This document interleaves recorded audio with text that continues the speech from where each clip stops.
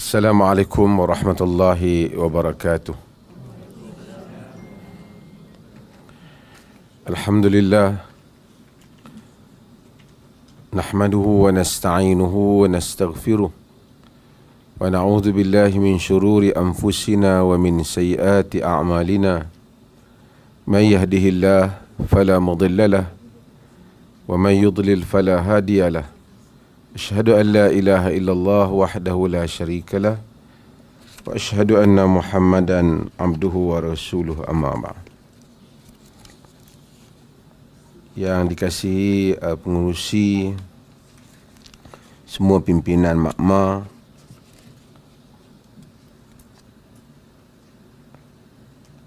hadirin dan hadirat sekalian. Pertamanya saya mengucapkan ahlan wa sahlan, welcome to Perlis. All of you daripada makma, saya faham seluruh Malaysia ya. Saya sebenarnya hari ini adalah hari yang saya cuba tak ada program sebab saya sedang bersiap nak ke Mekah. Cumanya agak lambat sikit makmur bagi. Saya ingat baru minggu lepas baru bagi. Tapi saya oleh kena tengok makmur membabitkan saudara baru, saya kata pada pejabat saya, tak apalah saya datang jugalah. Pasal nanti bukan senang nak jumpa dengan tuan-tuan dan perempuan sekalian. Dan terima kasih banyaklah datang ke Perlis ni. Dan kita pun memang bercadang untuk next year ada satu conference yang besar tentang mu'alaf ni. Dan kita nak jemput mu'alaf, siapa saja yang datang, penginapan semua mungkin boleh buat di sini juga. Penginapan semua kita tanggung, makan kita tanggung. Cari tiket je datang. InsyaAllah, insyaAllah. Tadi saya tengok tajuk dia tentang apa? Fiqh mu'alaf ya. Anak perempuan saya seorang, dia berminat dengan dakwah ni. Jadi sebelum saya datang tadi, saya kata senaraikan apa dia perkara yang menjadi fikiran kepada mu'alaf ni.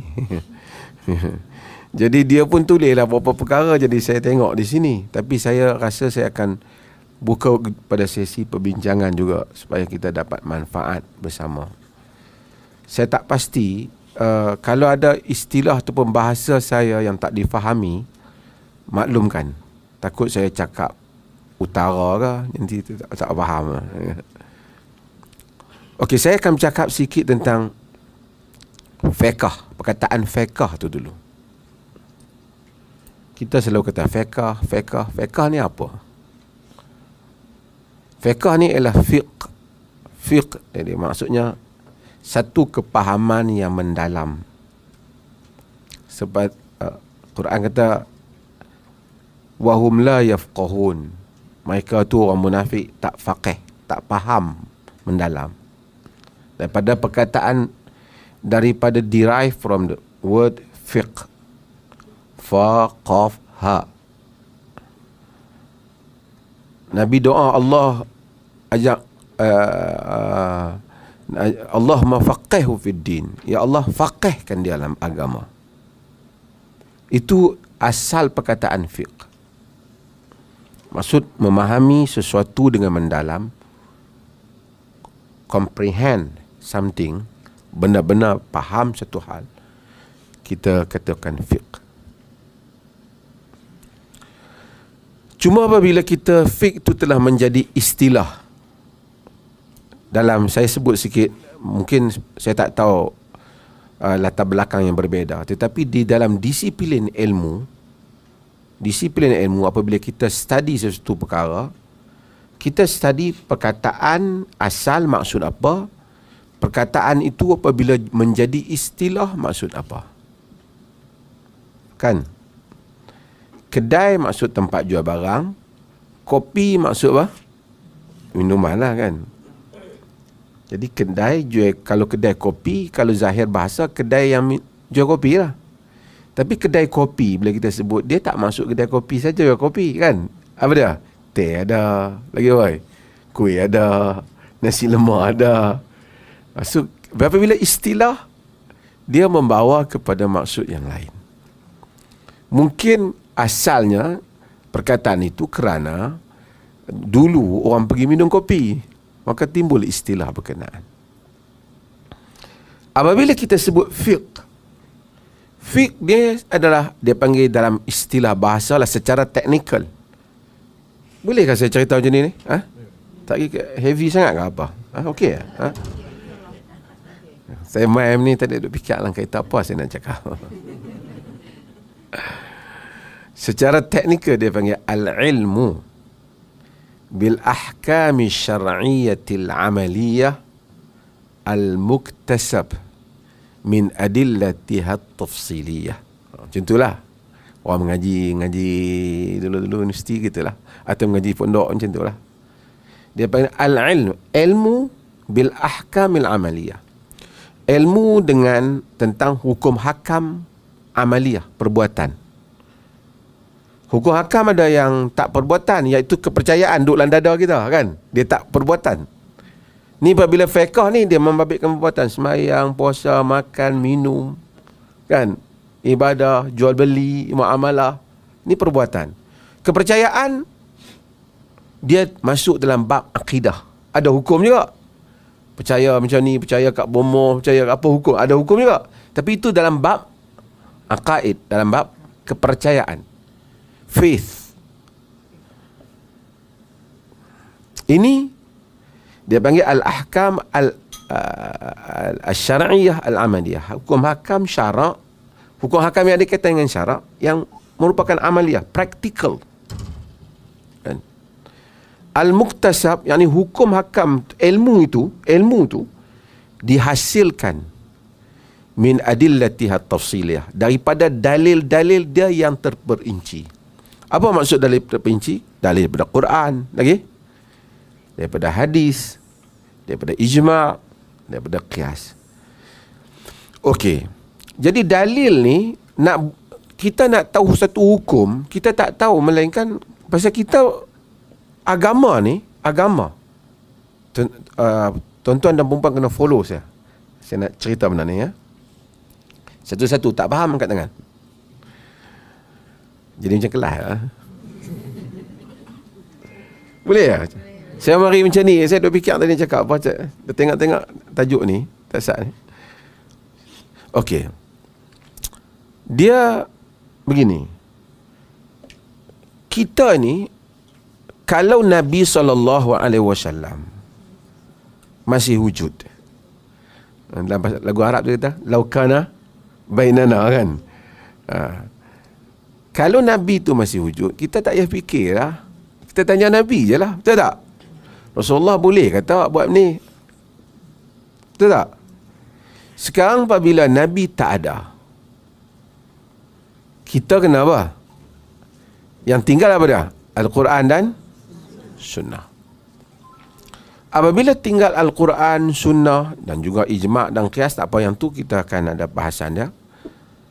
Kita baca Quran, kita baca Sunnah, kita hanya yang depan kita ada ialah teks. Kan? Teks ni dia ada teks yang bersifat suruhan, betul tak? Ada sifat larangan, keizinan. Cuma kadang-kadang teks itu tidaklah semestinya, tak semua teks, bahkan banyak teks yang not very clear di sudut nak beri kata pemutus ataupun boleh diberi lebih daripada satu maksud. Saya buat contoh, bapak faham? Kan? Kata wa man kana maridan aw ala safarin fa iddatun min ayyamin ukhra. Orang puasa kan, siapa yang sakit atau dalam musafir, maka dia ganti pada hari-hari yang lain. Kita faham tak ayat tu? Faham tak? Faham. Tapi dia tak bagi tahu sakit tu sakit apa? Sakit gigi? Sakit kepala? Sakit kaki? Sakit apa? Sakit hati. Sakit hati boleh buka puasa. Oh, kelah.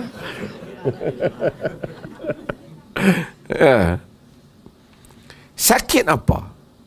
Dia tidak detailkan. Faham tak? Bila dia tidak detailkan, di situ datangnya peranan para pengkaji hukum. Pengkaji hukum ni kita ambil daripada perkataan fiqh tu juga, yang tu kita panggil fuqaha. Fuqaha. Mereka kaji hukum tu, mereka cari apa dia. Sakit tu macam mana?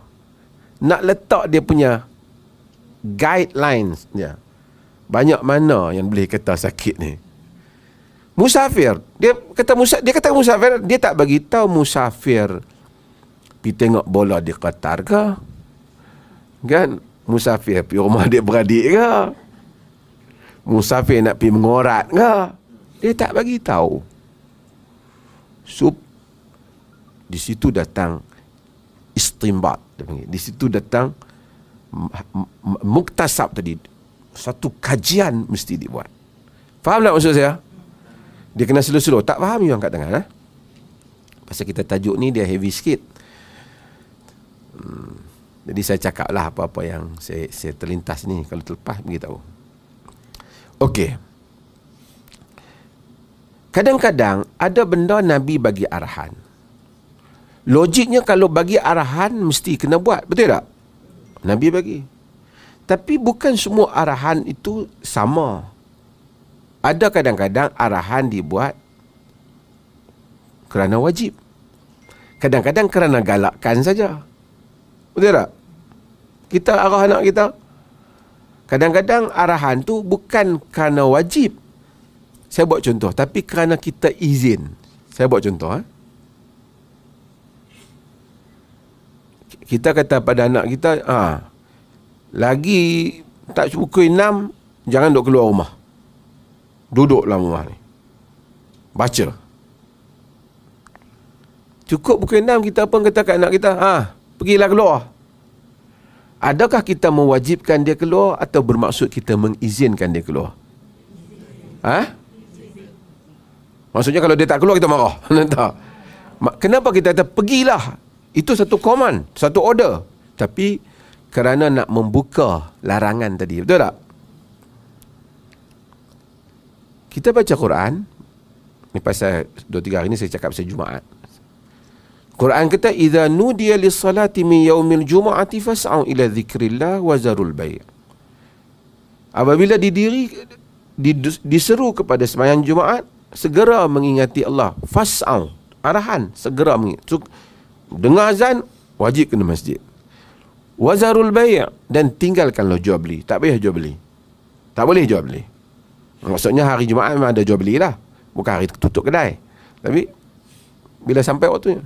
Tapi dia kata, wa idza qudiyatis salah fantashiru fil ardh. Fa idza qudiyatis salah fantashiru fil ardh. Apabila telah selesai sembahyang, bertebaranlah kamu di atas muka bumi. Arahan. Wabtaghu min fadlillah. Pergi cari kurniaan Allah. Kalau orang tu lepas sembahyang Jumaat tak pergi kerja, apa hukum? Quran suruh.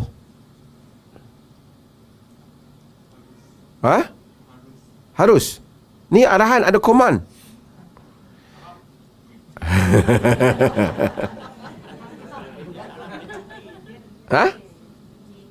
Hari Jumaat tak cuti. Hari Jumaat cuti tu kita yang buat. Hari Jumaat tadi jual beli ya dah. Okey. Arahan itu bukan arahan mewajibkan. Kerana sebelum tu dia tak bagi tadi. Dia suruh pergi. Dah selesai sembahyang, dia kata tak apa, dah selesai, pergilah. Betul tak? So, maksud saya apa? Maksud saya nak cerita, hatta arahan, suruhan, walaupun kita tahu suruh kena wajib, larang tak boleh, tak sama degree dia tu. Tak sama tahap dia tu. Siapa yang kaji benda ni? Itu datanya faqih, fiqh. Nah, itu poin saya. Dia macam mana kaedah-kaedah tu, hak tu tak apa, jangan berat. Itu dia panggil usul fiqh. Apa macam mana dia punya implementation dia tu, macam mana nak apply dia punya kaedah dia tu, itu dibuat oleh ulama-ulama fuqaha tadi lah, ahli-ahli fiqh tadi. Maka dengan itu adalah banyak mazhab. Bukan kerana Islam tu keliru, kerana sebahagian arahan itu boleh dipahami lebih daripada satu makna. Maka ada mazhab Hanafi, dia faham macam ni. Semuanya berkaitan dengan nas tu juga. Ada mazhab Malik, dia faham macam ni. Berdasarkan kaedah yang dia bina atas diri dia. Dia cara perspektif yang dia ambil. Ada mazhab Syafi'i, arahan macam dia faham macam ni. Ada mazhab Hambali, dia faham macam ni. Saya buat contoh. Nak mudahlah contoh. Nabi tak bagi wanita bermusafir, la tusafirul mar'ah biduni mahramiha. Wanita tidak boleh musafir tanpa mahram dia. Apa kita nak faham? Faham dia? Kalau tak ada mahram, tak boleh musafir. Ada mazhab, dia faham. Dia bukan tak bagi musafir tu kerana tak ada mahram. Tapi tujuan suruh ada mahram tu nak mengelakkan berlaku fitnah pada diri wanita. So, kalau dia bermusafir dengan sekumpulan wanita yang lain, bukan mahram dia, yang mana mereka itu dapat mengelakkan diri dia daripada jatuh dalam bahaya atau fitnah, seperti ada mahram dia, dan tertunai maksud Nabi. Sebahagian mazhab, no. You must ada mahram. So, dua-dua tahu nas tu. Tapi satu melihat pada sudut ni, seorang lagi melihat pada sudut yang lain.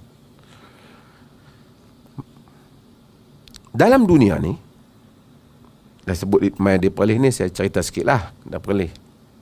Dalam dunia ni, ada orang dia memang terikat only one mazhab. Dia tak keluar-keluar. Dia only follow one. Cuma kita di Perlis ni, kita open-minded. Kita follow, kita mendengar daripada semua.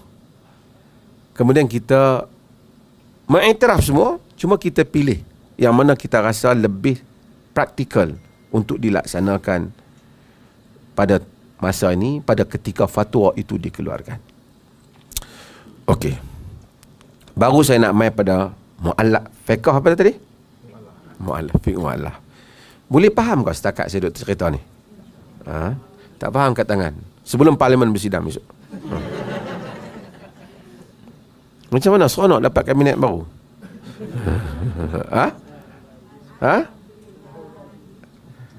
Bagus sokong Oh, tengok khilaf.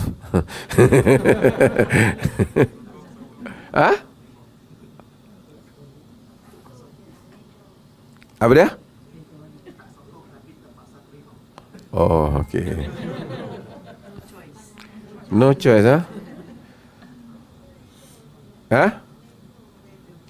Redha. Happy lah.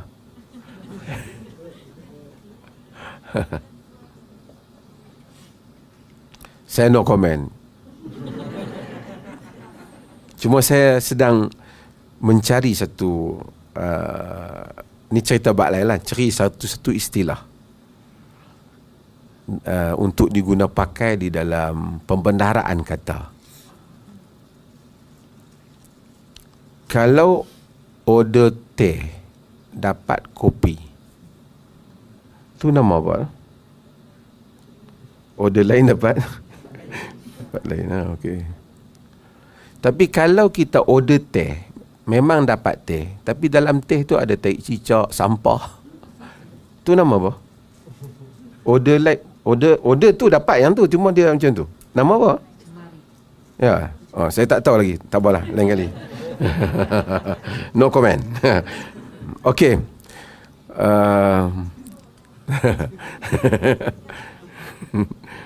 Ini cerita pasal teh. Okey. Kita balik. Pasal apa? Adakah fiqh mu'allaf tu lain? Fiqh orang lain tu lain? Balik pada tajuk kita. Kan?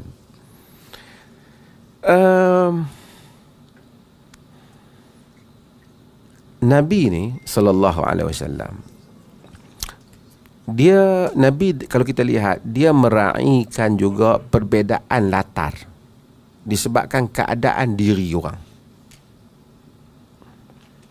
dia punya background yang ada perbezaan itu, Nabi ambil kira. Kerana kadang-kadang Nabi kata khatibun nas ala qadri uqulihim. Cakap kepada manusia dengan kadar akal dia, level dia, supaya dia, walaupun sebahagian ini disebut oleh Ali bin Abi Talib riwayat ni, supaya dia dapat, jangan dia jadi salah faham. Jadi salah faham. Satu orang dalam hadis yang diriwayatkan oleh Imam Ahmad, satu orang muda, syabun, datang kepada Nabi, kata, ya Rasulullah, uqabbilu imra'ati wa ana sha'im. Wahai Rasulullah, aku cium, ataupun uqabbilu wa ana sha'im, aku cium isteri aku sedangkan aku berpuasa. Nabi kata, la, jangan, tak boleh. Kemudian dalam majlis yang sama, sahabat lain datang, kebetulan datang satu orang perempuan, orang tua. Ya Rasulullah, uqabbilu wa ana sha'im. Ya Rasulullah, aku cium, yang qabla imraati wa ana sha'im, aku cium isteri aku sedangkan aku berpuasa. Nabi kata, na'am, ya boleh. Jadi fanazara ba'duna ba'd. Sahabat tengok, tadi cakap tak boleh, ini cakap boleh pula. Nabi kata, aku tahu kamu tengok antara satu sama. Nabi kata, inna syaikha yamliku irabahu atau yamliku nafsahu, dalam riwayat. Nabi kata, kerana orang tua tu boleh kontrol diri dia. Nabi tahu kalau orang muda tu, kalau dia benarkan dia cium sekali, dia pergi lajak sikit lagi, dia lajak lagi, lama-lama habis puasa dia. Yang tua tu mungkin dah veteran, dah lama dia dah okey, dia cium setakat cium je lah. So menunjukkan Nabi meraihkan perbezaan latar. So untuk berbicara dengan mu'allaf, tak samalah berbicara dengan orang yang dah lama masuk Islam, kerana mereka ada beberapa isu yang berbeza. Jadi bila mu'allaf ni mungkin ada isu yang tak ada kepada orang yang bukan mu'allaf. Tadi saya suruh anak saya tulis, cuba dia duk buat kajian benda ni juga. Dia kata, antara benda yang kata dia lah, saya tak tahu kalau boleh tambah, dia kata apa dulu yang mu'allaf perlu belajar, kan? Nak belajar fiqh yang payah-payah sampai 3 bulan tak habis lagi duk cerita bab wudu. Dia nak semayang lah. Ataupun macam mana cara pelajaran dia? Status perkahwinan. Dulu mungkin orang dah Islam mungkin tak ada isu. Dia kahwin, dia masuk Islam dulu, suami tak masuk lagi, ataupun suami masuk, dia masuk. Kalau dalam Malaysia mungkin suasana dia mudah, tapi macam mana kalau di barat? Kalau dia masuk Islam, kemudian dia tinggalkan suami dia, anak-anak dia, satu tekanan pada dia, suami dia kata tak benar janji dulu, kerana kau masuk Islam, kau khianat perkahwinan kita. Macam mana cara Islam nak kendalikan hal yang seperti ini? Ataupun dia masuk Islam, rumah dia ada anjing, rumah dia duduk dengan mak dia, ada anjing, selama ni anjing tu duduk baik dengan dia. Adakah lepas masuk Islam tak boleh balik rumah dah, takut anjing tu main duduk bersentuh dia pula? Mazhab luas dalam ni. Ada mazhab Syafi'i, ada mazhab Hanafi, ada mazhab Hanbali. Adakah dia perlu melihat satu tafsiran saja? Sedangkan kita nak ikut Quran dan hadis, mana-mana tafsiran yang tidak bercanggah dengan Quran dan hadis boleh diterima pakai. They are scholars. Mereka adalah scholars. Dalam agama ni ada benda yang very clear, haram arak, haram zina. Ada benda macam saya kata tadi, dia boleh dipahami 2-3 cara, because Allah mau macam tu untuk bagi keluang kepada kita. Dia hanya nak tengok who obey me, siapa yang taat kepada aku. Kita taat berdasarkan apa yang kita faham, kan? Nanti saya akan sebut. Dulu saya selalu sebut untuk harta orang Islam pun. Saya kata, kalau satu orang, saya selalu buat contoh, kalau seorang bapa bagi arahan pada anak dia, pergi beli beras di kedai Pak Ali kerana beras habis di rumah kita. Adik dia dengan abang dia bawa duit bapak dia pergi di kedai. Pergi kedai Pak Ali, tengok-tengok kedai Pak Ali tutup. Adik dia kata jom kita balik. Ayah kata beli kedai Pak Ali, pada tutup. Abang dia kata kita pergilah kedai sebelah. Dia kata tak dengar ke ayah cakap tadi, beli kedai Pak Ali. Dia kata tak, ayah kan kata beras habis. Bukan masalah Pak Ali, masalah dia beras habis. So orang kata no. Memang beras habis satu isu, tapi ayah mau daripada Pak Ali, ayah tak suka kedai sebelah tu. So abang dia kata beli, adik dia kata tak beli. Tapi tidakkah kedua-duanya cuba mematuhi arahan ayah dia? Betul tak? Supaya kita faham. So kita tak boleh kata ini pun cuba mematuhi arahan, ini pun cuba mematuhi arahan. Tetapi how they understand the text. Boleh tangkap saya? Saya suka orang open-minded. Jangan jumut. Bila jumut, you tak boleh hidup. So you mai perlih ni kita open. Okay. Ada banyak hubungan dengan non-Muslim, ibu bapa kita. Mereka tak apalah yang dalam Islam daripada kecil jumpa macam tu je. Ini kita duduk dalam rumah kita. Duduk sekali, makan sekali, mangkuk pinggan sekali. Dia makan babi, khinzir, kita duduk semeja dengan dia, kita tak makan. Boleh ke? Ataupun tak boleh. Lepas pada tu tak masuk Islam, kita menyorok daripada mak kita. Di Malaysia lagi banyak isu yang lain selain daripada tu. Isu perayaan, isu tukar nama, ubah nama. Masuk Islamnya, buang terus nama bapa, terus jadi Abdullah. Sedangkan Abdullah dulu jadi PM lah, sekarang sudah tak jadi. Lebih menduka cita kan, di Malaysia ni anak yang tak sah taraf pun bin Abdullah, yang masuk Islam pun bin Abdullah, macam tak sah taraf. Betul tak? Tak betul. Kalau semua orang masuk Islam bin Abdullah, Saidina Omar bin Abdullah, sebab dia tak masuk Islam. Sahabat-sahabat yang masuk Islam tu, bapa mereka tak, sebahagiannya tak masuk Islam. Nabi tak jadikan mereka bin Abdullah. Tambah Ikrimah bin Abi Jahal. Ikrimah anak Abu Jahal. Ikrimah bin Hisham. Ikrimah bin Amr bin Hisham. Nabi tak kata Ikrimah bin Abdullah, dia masuk Islam, bapa dia tak masuk. Tapi Malaysia ni, orang Melayu ni, dia ada satu fiqh dia sendiri yang tak ada dalam kitab-kitab mana. Itu pun satu masalah tu. So kita di Perlis ni, kita tak ada, you masuk Islam, you kekal lah nama.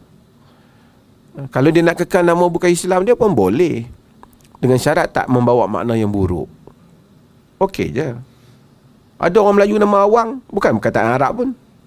Betul tak? Kalau kata semua masuk Islam kena ubah nama jadi Arab, Awang kena ubah lah.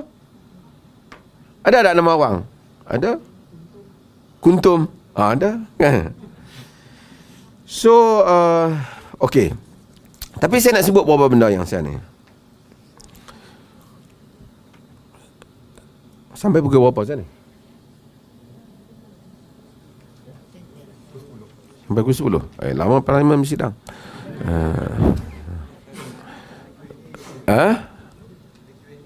Ada kena ni. Asal hubungan seorang Muslim dan non-Muslim. Asal hubungan dia bermusuh ke berdamai? Kita tengok non-Muslim tu, itu musuh kita ke?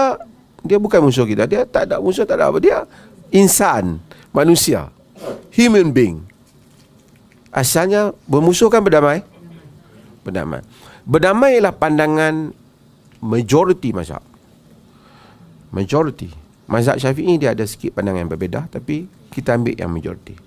Pasal apa kita nak musuh dengan dia? Kita ada banyak bukti Nabi SAW tak bermusuh, orang yang tak bermusuh dengan dia. Quran kata la yanhaakumullah anil ladzina lam yuqatilukum fid din wa lam yukhrijukum min diyarikum an tabarruhum wa tuqsitu ilaihim wallahu yuhibbul muqsitin. Allah tak larang kamu untuk berbuat baik, memberikan harta kamu kepada orang yang tak memerangi kamu dalam agama kamu. Dia perang kita dengan Allah tak larang. Dia tak memerangi kita kerana agama kita. Walam yukhrijukum min diyarikum, tak mengeluarkan kamu daripada kampung halaman kamu untuk kamu tabarruhum wa tuqsitu ilaihim, bagi duit, bahkan buat baik. It's okay, Allah kata. Allah suka pada orang-orang yang adil, buat baik. Innama yanhakumullah 'anil ladzina qataluukum fid din. Yang Allah murka ialah larang, yang Allah larang ialah orang-orang yang memerangi kamu kerana agama. Kalau dia berkelahi dengan kita bukan kerana agama, tak apa. Kita pergi langgar kereta dia, dia marahlah. Oh, dia kata kafir memerangi aku ni. Tak boleh. Dia yang agama kata dia benci kita tu sebab kita Islam. Itu. Tapi kalau dia marah kita sebab kita hutang dia, itu human lah.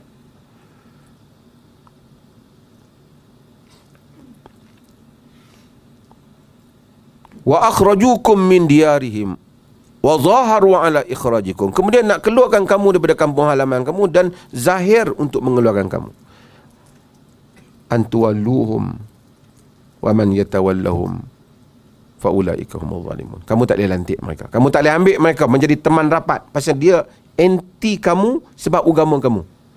Kalau dia anti kita sebab kita hari tu ada buat nanya dia ataupun dia tak suka kita handsome pada dia aja, tak ada kaitan dengan agama, it's okay. Kita deal sebagai manusia lah. Tapi once dia kata I hate you because you are Muslim, itu dia memerangi kita kerana agama kita. Bahkan agama lebih luas daripada kerangka itu.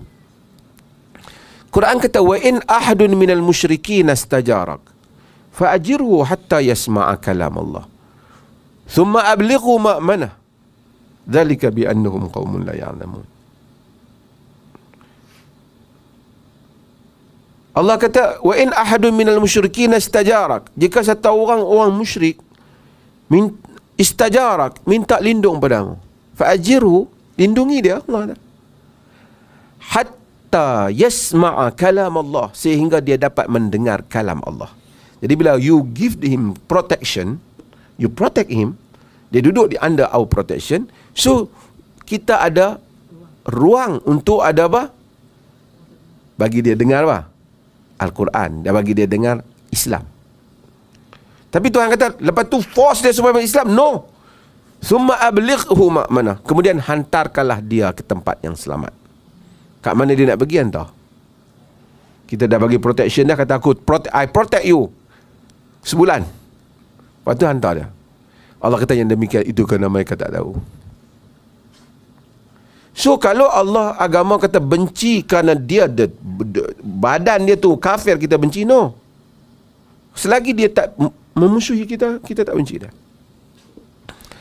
Tapi lebih dahsyat kalau kita tengok di dalam hadis bila Nabi cakap pasal peperangan. Dalam hadis yang diriwayatkan oleh Imam Ahmad, Nabi kata ukhruju fi sabilillah wa qatilu man kafara billah. Nabi kata keluar ke jalan Allah, perangi orang yang kufur kerana Allah. Wala taghdiru, jangan kamu khianati perjanjian. Wala taghullu, jangan kamu khianati harta rampasan perang. Wala tumathilu, jangan kamu cincang mayat. Kau menang, dapat, dah bunuh dah, geram, cincang. No, Nabi kata no.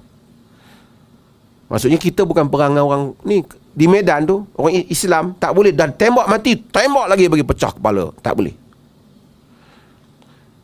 Wala taqtulul wildan wala ashabus sawami', jangan bunuh kanak-kanak dan jangan bunuh orang yang sedang beribadat di kuil-kuil, di gereja-gereja, di rumah-rumah ibadat mereka. Special protection untuk ni ketua-ketua agama yang duk semayang tu, walaupun dia semayang bukan cara Islam, Nabi kata jangan touch dia orang. Dia tak kacau kita, jangan kacau dia. This sebelum Geneva buat peraturan, Islam 1400 tahun dulu dah bagi tahu jangan bunuh.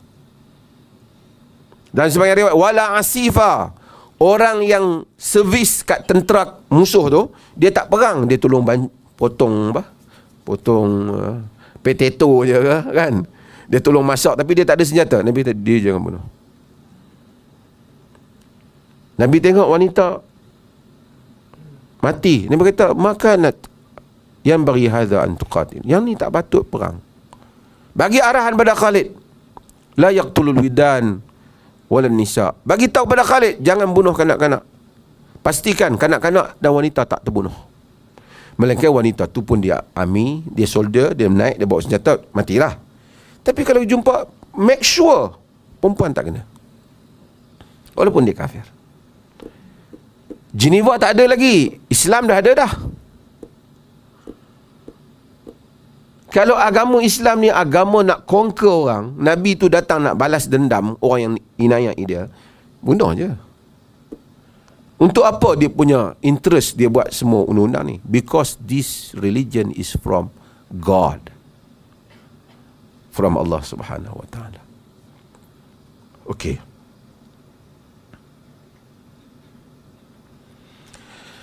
Saya nak sebut benda tiga benda, nanti tuan-tuan boleh tanya saya. Apa Nabi buat? Kita tengok dengan orang. Agama ni dia punya topik yang besar dalam agama ni.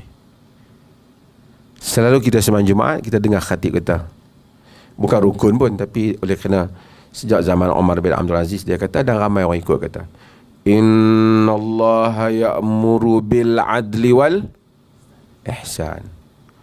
Allah memerintahkan adil dan ihsan, adil dan kesian. Ihsan ni maksud kita bagi lebih daripada dia yang patut. Saya suka buat contoh, macam Allah, itu perintah Allah dalam agama, semua adil dan ihsan. Saya selalu buat contoh bila kuliah, saya kata macam suami lah.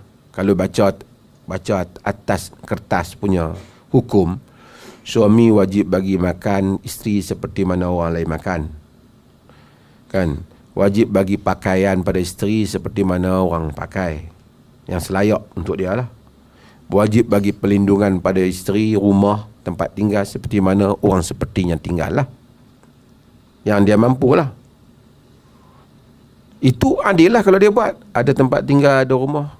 Tapi kalau isteri kata, abang, ingat malam ni nak pergi makan ikan bakar. Masalah ikan bakar ni tak termasuk dalam tanggungjawab suami. Boleh tak itu? So dia tak dapat lah makan ikan bakar, sebab dia kata, masa aku belajar kursus kahwin dulu, tak ada senarai ni.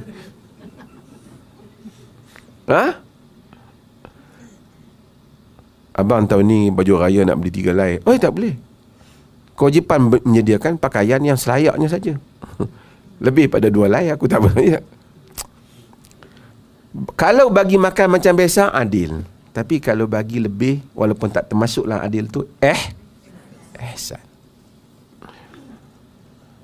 Agama memerintahkan adil dan ihsan. Di atas adil dan ihsan ni, kita lihat Nabi berinteraksi dengan sama Muslim dan non-Muslim. Satu jenazah lalu, macam hadis lalu kita baca dalam riwayat Bukhari dan Muslim, Nabi bangun. Orang kata, ya Rasulullah, innahu Yahudi. Ya Rasulullah, tu Yahudi. Kan, ingat macam Nabi bangun macam hormat lah kan. Nabi kata, alaysat nafsan, takkah dia juga nyawa, jiwa, manusia juga. So, bagi respect lah kat dia. So, kalau orang tanya kita, itu Nabi punya interaksi, maksud Nabi bagi respect lah, tak apalah, dia Yahudi, cerita dia dengan Tuhan lah. Tapi sebagai kemanusiaan ni, dia lalu alaysat nafsan, nyawa, you bagi respect lah. So tak payahlah kata, boleh tak saya balik, mak saya mati, saya pergi hormat jenazah mak saya. Tak adalah you pergi minta kat jenazah tu, tapi you hormat lah. Show your respect, kan? Accordingly kepada kita punya kepercayaan lah. Tak adalah buat benda-benda yang ritual ibadat. Tunjuk respect, pergi angkat dia, tolong dia, bawa jenazah dia kalau itu yang mereka perlu, ke mana mereka buat semua. Selagi mana kita tak buat ritual, show your respect. Itu akan melunakkan hati mereka pada agama. Tapi yang mana salah, kita tak buatlah benda-benda yang menyanggahi, kan? Kita pula pergi tolong bakar, kata Islam tak bakar. Tapi you dah pergi ke tempat tu, saya berdiri hormat dia. This is your religion. Maksudnya ini ada keluasan dalam agama. Bukan saja kita, sahabat-sahabat Nabi pun, tambah sahabat Nabi, dulu mereka Muslim, bukan Muslim, mereka masuk Islam di Mekah, kena bully pula, kena hentam dengan orang Mekah, teruk kan. Kadang-kadang bila mereka tengok orang kafir susah, mereka nak bagi bantuan, dia rasa macam hati dia, bagi kat kafir tak dapat pahala. Dia rasa, sahabat sendiri rasa, bagi kat kafir tak dapat pahala. Tapi Quran dalam surah Baqarah kata apa? Laisa 'alaika hudahum, walakin Allah yahdi man yasha.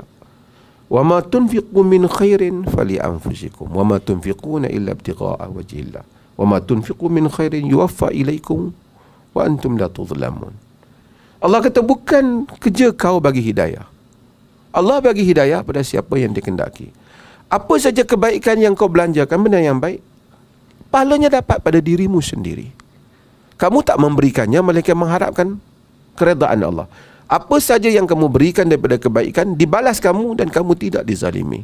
So kalau kita tengok orang bukan Islam, mak bapak kita, pakcik kita minta tolong, dulu kita tak tolong dia, susah. Lepas masuk Islam dia rasa macam tolong, tak tahu dia kafir.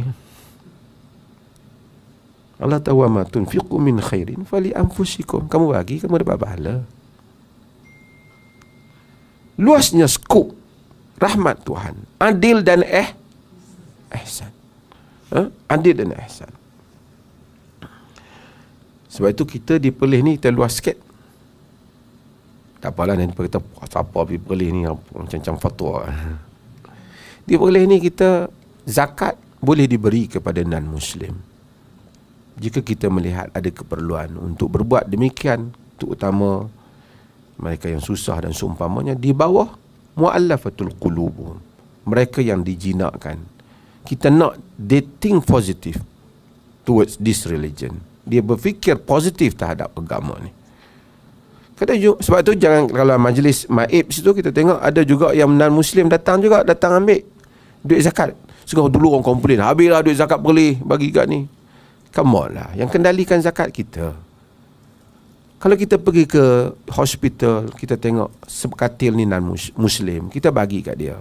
Sebelah tu bukan Muslim, kita tengok, oh itu dia punya majlis agama Islam, bagi dia. Saya dia tak bagilah, saya bukan Muslim. Bagus ke? Tak bagus. Kita bagi kat dia, kita bagi tahu ini daripada Muslim punya zakat. Kita tahu, oh dia kata tak boleh, dalam mazhab Syafi'i tak boleh bagi. Kita tahu dalam mazhab Syafi'i tak boleh bagi. Macam saya kata tadi, tapi ada angle yang disebut oleh mazhab lain boleh bagi. Itu satu ijtihad. Macam dalam mazhab Syafi'i tak boleh bagi kepada, kalau korban atau akikah bagi kepada non-Muslim makan. Tak apalah, itu satu pandangan. Kerana dia kata ini berkaitan dengan ibadah. Non-Muslim mereka tak ada kaitan, bukan ahli ibadah, mereka tak ada boleh makan. Tapi tak apalah kalau cerita kat saya yang mak saya Muslim, semua Muslim. Tapi kalau satu orang, mak dia duduk dengan dia, anak dia masuk Islam, dia dengan isteri dia Islam, mak dia bukan Islam, datang rumah dia, buat akikah sembelih kambing, bagi makan semua orang yang datang, bagi tahu mak dia, mak jangan makan, mak bukan Islam. Boleh buat macam tu? Apa perasaan dia? Come on lah, you tengoklah fiqh yang luas. Mazhab ini banyak. Bukan hanya Imam Syafi'i dihormati, disanjungi, tapi itu satu sekolah pemikiran. Banyak lagi sekolah pemikiran fiqh yang lain. Sebab tu perlunya fiqh mu'allaf ini jangan fanatik. Di dalam Malaysia sendiri boleh pula amal ni banyak juga. Tu kita bayar zakat fitrah pakai duit tu, itu bukan qaul asal mazhab Syafi'i. Mazhab Hanafi yang kata itu, kemudian mutaakhir Syafi'i ada mengambil pandangan itu. Boleh pula.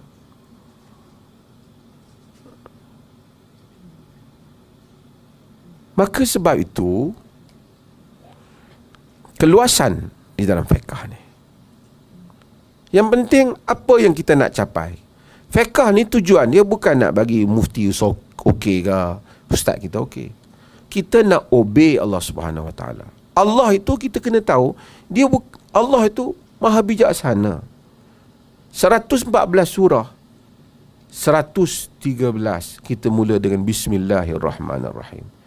Dengan nama Allah yang pengasih dan penyayang. Dia pengasih dan penyayang. Hanya surah Taubah ataupun surah Bara'ah, kerana ia ada isu tentang peperangan, maka dia ayat perang tu ayat tegas. Tapi dia tak letak kasih. Allah itu banyak nama dia yang lain, tapi dia memilih kasih dan sayang. Dan semua ayatnya kita akan tengok keseluruhannya, apa pun dia menyuruh kita mohon ampun padanya, dan dia menzahirkan kasih. Apa hukum pun akhirnya kasih sayang dia. Ini yang sukar kadang-kadang nak dihadami oleh sebahagian, oleh orang-orang Kristian. Antara Old Testament dan New Testament, kadang-kadang Tuhan di dalam Old Testament itu begitu garang sekali. Banyak yang dihukum. Sebab itu apabila dia seru kepada love dan seumpamanya, dia suka nak quote kejadian-kejadian kelaknatan dan seumpamanya yang ada di dalam Old Testament. Juga sebahagian dalam New Testament. Agama seimbang. Islam ada semua tu, tapi dia mengimbangi. Ada punishment, tapi ada keluasan. Nabi ibadi inni anal ghafurur rahim wa anna azabi huwa azabul alim. Bagi tahu hamba-hamba aku pengasih dan penyayang, dan azabku azab yang pedih. Balance. You follow, you dapat. Tapi kalau you dah buat salah, masih lagi dibuka ruang bagaimana untuk mendapatkan pahala dan keampunan. So ini basic hal yang saya nak sampaikan. Dah pukul 9 dan saya buka kepada sesi soal jawab.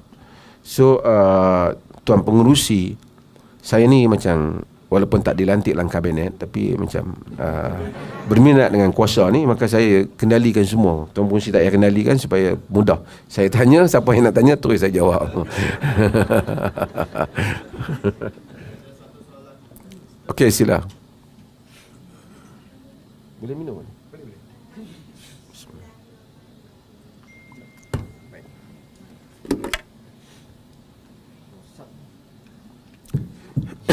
Sebelum tanya, apa yang saya cakap tadi dipahami ke? Bismillahirrahmanirrahim. Assalamualaikum. Okey. Saya Alina Chang dari Magma Perak. Okey. Saya ada bukan soalan lah. Jadi saya nak bagi tahu sekarang Islam fair and Asian, kan?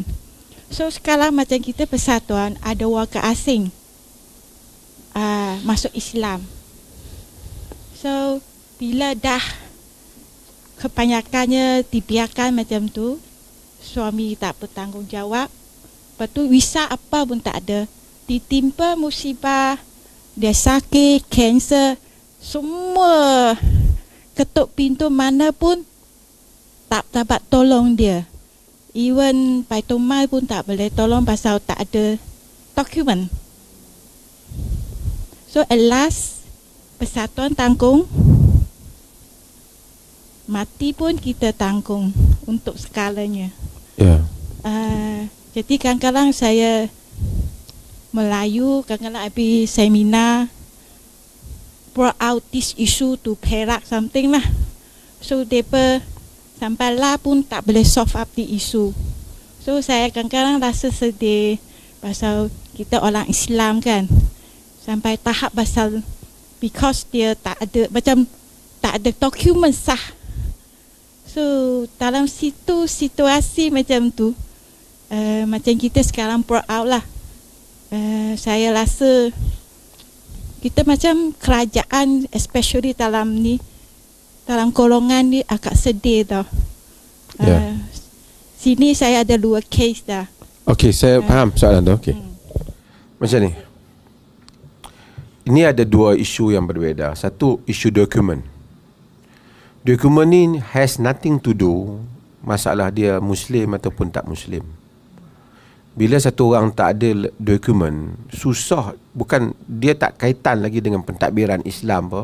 Dia berkaitan dengan masalah Kementerian Dalam Negeri dan seumpamanya, nak daftar. Orang tak ada dokumen. Kes tu berlaku merata. Bila dia tak ada dokumen, dia kata saya tak ada dokumen. Kemudian tapi saya dah kahwin semua ni. Susah dari segi pengurusan ni, dia memang susah. Bukan kerana masalah dia Islam ataupun tak Islam, tapi dokumen tu tak ada. So biasanya hal ni sangat sukar nak ditolong oleh siapa pun. Hatta korang tu jadi menteri pun dia susah. Pasal ada prosedur dalam negara kita. There is not arbitrary you can give kepada siapa-siapa pun citizenship. Dia ada peraturan yang ketat.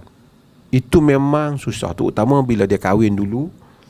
Dia katakanlah, saya buat contoh lah, kat Perlis ni mungkin ada daripada Thailand ke, ataupun daripada mungkin di tempat lain daripada Indonesia ke, mana-mana ke. Dia datang, dia kahwin dengan orang sini. Masa dia kahwin tu tak ada dokumen apa pun tak ada. Dia sendiri pun tak ada dah dokumen dia.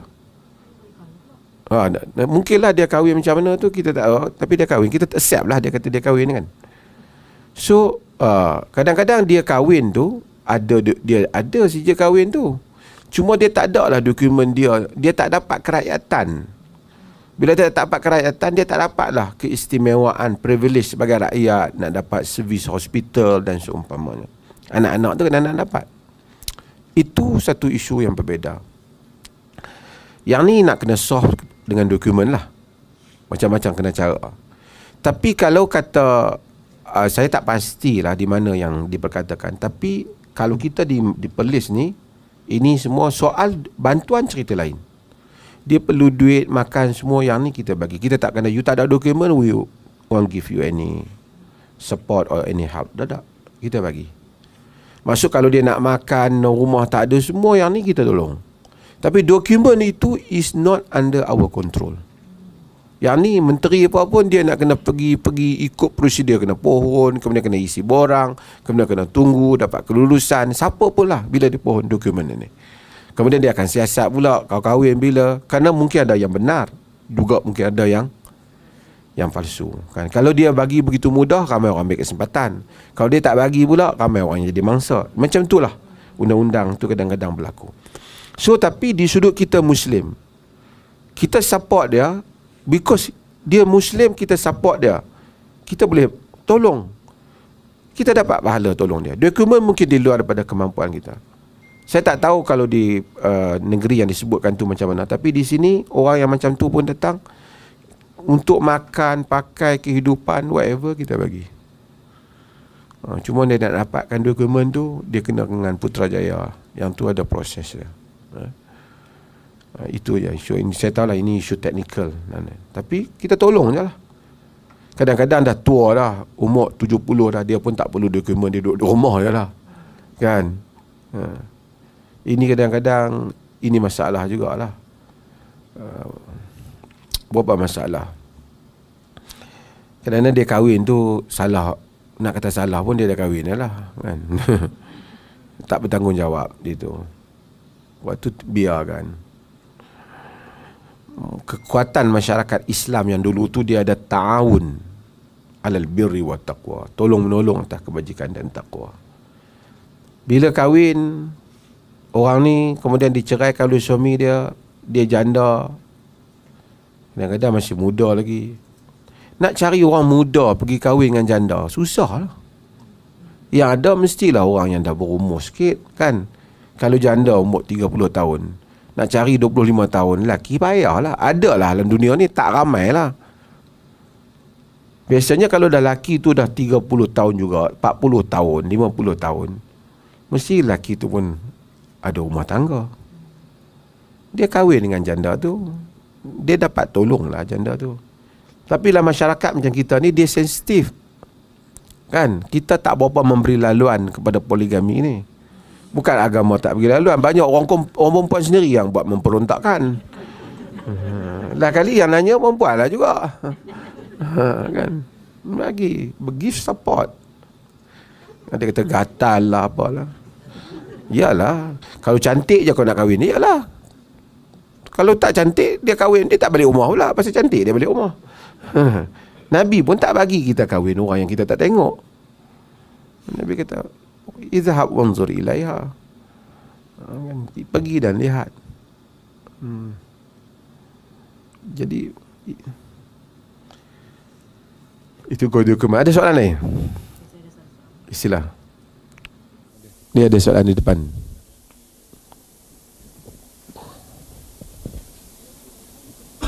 Okey. Sini dulu. Boleh bagi. Sana dulu. Not because lady first. Tapi siapa yang angkat tangan first? Assalamualaikum. Saya Hasinatiu binti Abdullah daripada Batu Pahat, Johor. Saya ada kes satu mualaf. Dia orang Pening, bekerja di Batu Pahat, di Johor lah. Lepas tu dia berkenalan dengan seorang pekerja Indonesia cleaner. Datang ke Malaysia atas ada permit lah. Tapi dia hamba Allah ni Chinese dari Penang. Dia berminat masuk Islam sebab melalui teman wanita Indonesia ni lah. Dia kenal dah 5 tahun. Jadi dia dalam masa PKP, dia tanya tentang Islam dengan saya apa semua. Dan dia masuk Islam. Syahadah masuk Islam. Sekarang sudah hampir 2 tahun. Dia berhasrat nak kahwin dengan perempuan ni. Masalah sekarang, pihak isteri dia, bila dia masuk Islam, maksudnya dia bagi tempoh dengan isteri dia 3 bulan gitulah. So dia kalau dia fikir nak masuk Islam, isteri nak ikut-ikut lah kan. Tapi isteri dia main tarik tali. Lepas 3 bulan nanti saya akan tiba masa saya fikir saya nak masuk ke tak nak masuk, nanti saya akan fikir lah. Persoalan sekarang, pihak lelaki ni, dia nak masuk Islam. Tangguh sebab PKP tu hari kan. Dia nak perempuan tu nak balik sana pun susah. Jadi sekarang kita minta tolong pejabat agama macam mana selesai masalah tu. Perempuan isteri yang sah ni, isteri yang sah sivil ni, macam tak nak cerai. Yang perempuan Indonesia ni desak yang lelaki nak suruh kahwin sebab dia janji. Jadi kita dah bawa ke pejabat agama. Setakat ni tak boleh selesai sebab dia orang luar. Jadi kita tak nak ada kemungkaran kan. Jadi kita kalau boleh macam mana nak selesai masalah ni. Nak bagi kahwin? Bagi kahwin boleh kahwin. Dia boleh kahwin. Nikah. Dah yalah bagi nikah. Kahwin bahasa Melayu, nikah bahasa Arab. Okey, saya respon sikit macam ni. Saya sebut dari segi fenomena isu-isu ini di berbagai peringkat. Satu, kalau suami masuk Islam, isteri tak masuk Islam, berapa lama tempoh isteri tu boleh ikut dia sehingga dia dikira tak memerlukan akad yang baru. Akad yang baru ni maksud dia boleh remain perkahwinan yang lepas itu sebagai dia anggap sah. Maksudnya kalau dia masuk Islam tu tak payahlah nak pergi angkat semula, kata tak perlu. Okey. Isu tu dulu. Okey. Isu sebaliknya juga ada juga. Di barat, dia orang tanya lebih hebat daripada tu soalan.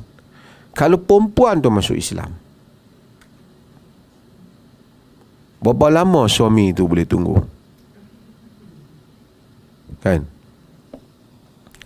Untuk jawab dua-dua ni, saya nak sebut perbezaan dia yang mungkin sebahagian kita tahu, tapi saya nak sebut untuk kita faham. Pertama ialah, para ulama tidak timbul masalah jika lelaki tu masuk Islam. Lelaki tu masuk Islam, isteri dia kemudian mengikut dia masuk Islam di dalam tempoh iddah 3 bulan ataupun 3 kali suci ataupun dalam sebahagian mazhab 3 kali haid kan? Okey. Dalam tempoh itu kalau dia masuk Islam, kita pakai yang lama. Yang ni kita tak payah angkat yang baru. Majoriti para ulama setuju hal ni. Semua setuju hal ni. Cuma kalau mereka bincang pula, kalau sekiranya dia masuk Islam, isteri dia tak masuk. Isteri dia Kristian atau Yahudi. Selain daripada mazhab Syafi'i, mazhab yang lain, mereka Hanafi, mereka membenarkan untuk terus suami isteri. Sebab ahlul kitab. Sebab itu kita tengok ada yang kebanyakan Arab tu, macam Yasir Arafat lah, isteri dia Kristian. Kita tahu macam mana? Pakistan ramai lah, pasal mereka boleh. Dan kita di Perlis pun fatwa yang sama. Orang kata tu ahli kitab dah ubah kitab. Memanglah kalau dia tak ubah kitab, dia masuk Islam lah daripada awal. Sebab dia memang Kristian lah.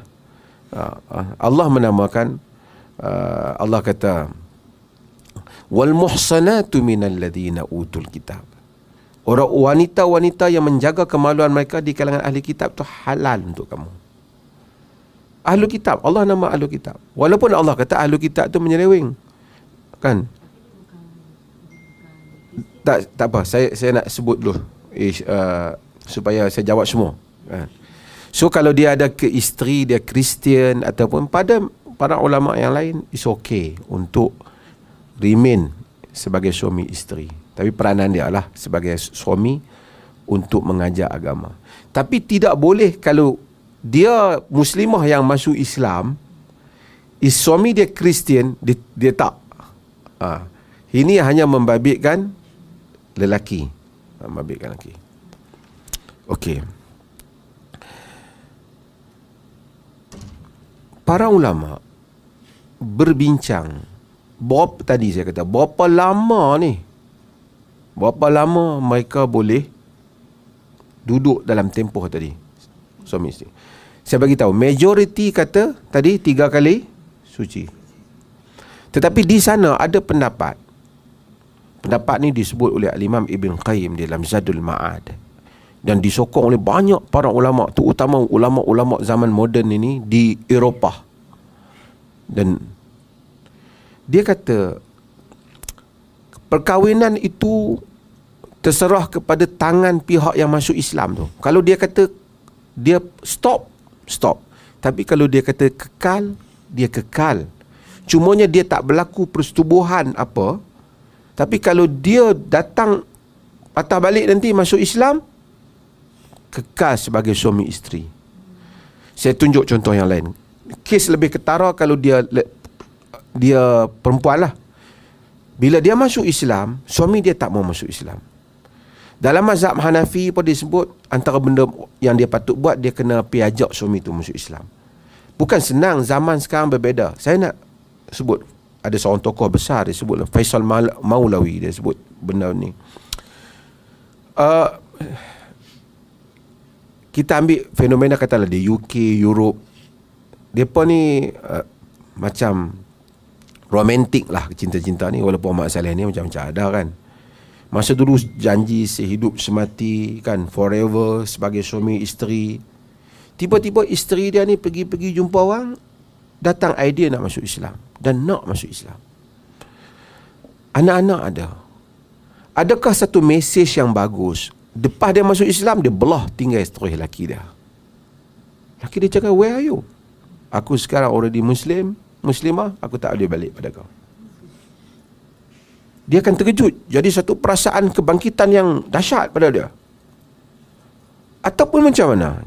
Jadi mereka kata, yang pertama ialah, bila dia masuk Islam, perkara yang pertama bagi seorang Muslimah, dia tak, setelah dia mengucap masuk Islam lah, dia tak boleh bagi suami dia yang non-Muslim itu touch dia, melakukan persetubuhan dengan dia. Tetapi itu tidak bererti rumah tangga sudah terongkai. Dia maintain rumah tangga tu pada qaul jumhur sehingga 3 kali suci. Pada Ibn Qayyim dia kata, kalau dia masuk Islam, perempuan tu lepas daripada 3 kali suci ataupun 3 kali haid, dia buat keputusan, aku dah tak mau dengan suami lama, aku nak kahwin lain. Dia dah habis iddah, dia boleh kahwin. Tapi kalau dia buat keputusan, aku nak tunggu lagi suami lama, 1 tahun pun aku tunggu, 2 tahun pun aku tunggu, aku tak mau orang lain, aku nak pujuk dia masuk Islam, boleh. Bila dia tu masuk Islam, tak perlu angkat yang baru. Dia kata pakai angkat yang lama, terus jadi suami isteri. Ini pandangan Ibn Qayyim. Majlis Fatwa Eropah ramai menyokong pandangan ni. Pasal Eropah dia ada masalah yang lain. Tu saya kata Pekamah Alam ni. Kalau ustaz-ustaz Malaysia dengar ni, saya ni, oh teruk ni keluar mazhab ni, macam tu lah. Dia buat terkejut. Johor saya tak tahu terkejut terang mana. Tapi kita kena ada fleksibel. Kita kadang-kadang ustaz tu cakap, dia senang lah, dia duduk rumah dia, mak bapak dia Islam, dia tak ada isu tu. Dia tak fikir orang yang ada masalah ni. Sedangkan khazanah Islam itu luas. Ulama-ulama yang ada ni, macam saya kata tadi, benda ni boleh dilihat pada angle yang berbeza. So dia ambil pendapat Nabi, kata Aisyah, ma khuyyira bainal amrain illa ikhtara aisaruhuma. Nabi tidak diberi pilihan antara dua benda, melainkan dia pilih yang mudah. Dan keadaan tu bukan kaul mamat tepi jalan. Bukan kaul hak perempuan rambut apa tu yang masuk pilihan raya kalah ni. Bukan kaul dia. Bukan pendapat dia tu. Ini pendapat para fuqaha. Sajalah. Saya tak tahu nama dia. Okay. Ini pendapat para fuqaha. Kan? Para ulama dalam hal yang seperti ini kita boleh pilih. So, dia ada peluang. Kalau dia nak kahwin, dia boleh kahwin. Dia boleh kahwin lah. Pasal dia dah masuk Islam. Jadi dia tak boleh kahwin tu bukan hukum syarak tak boleh kahwin. Pejabat agama tak mau bagi kahwin sebab isu pengurus tak, isu pentadbiran. Dari segi agama dia boleh kahwin. Tapi kalau mai perlih kahwin.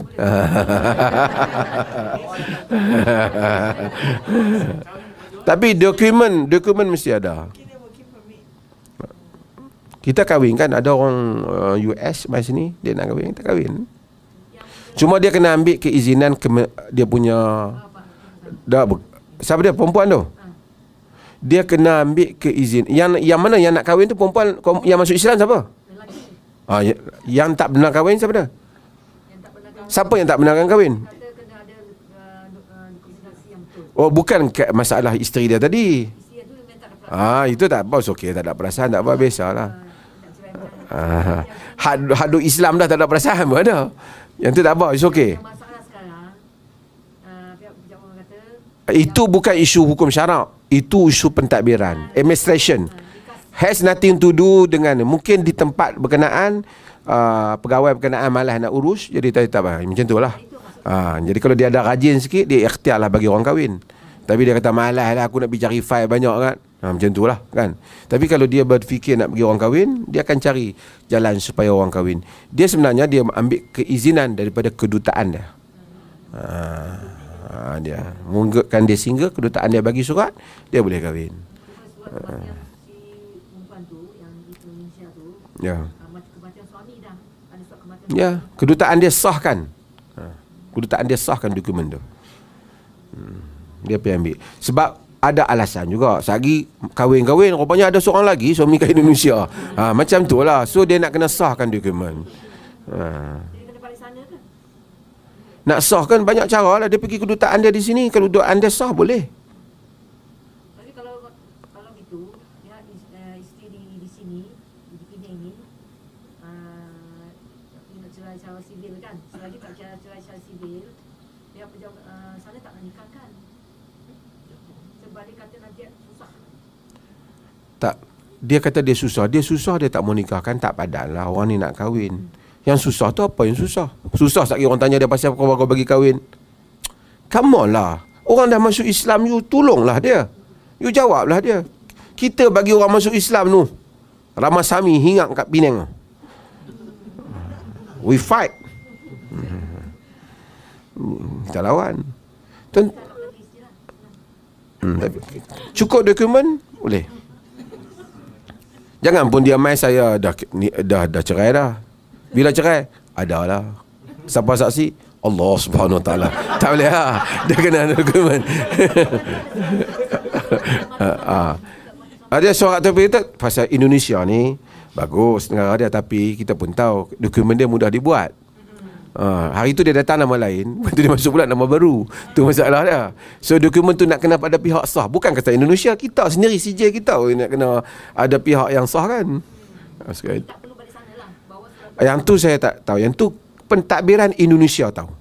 Kalau kedutaan Indonesia kata you have to go back to our country, take the the original ni daripada tu, itu pentadbiran dah. Mula bang tanya. Besok saya jadi duta Indonesia, saya tahu. Go Okey, ada soalan?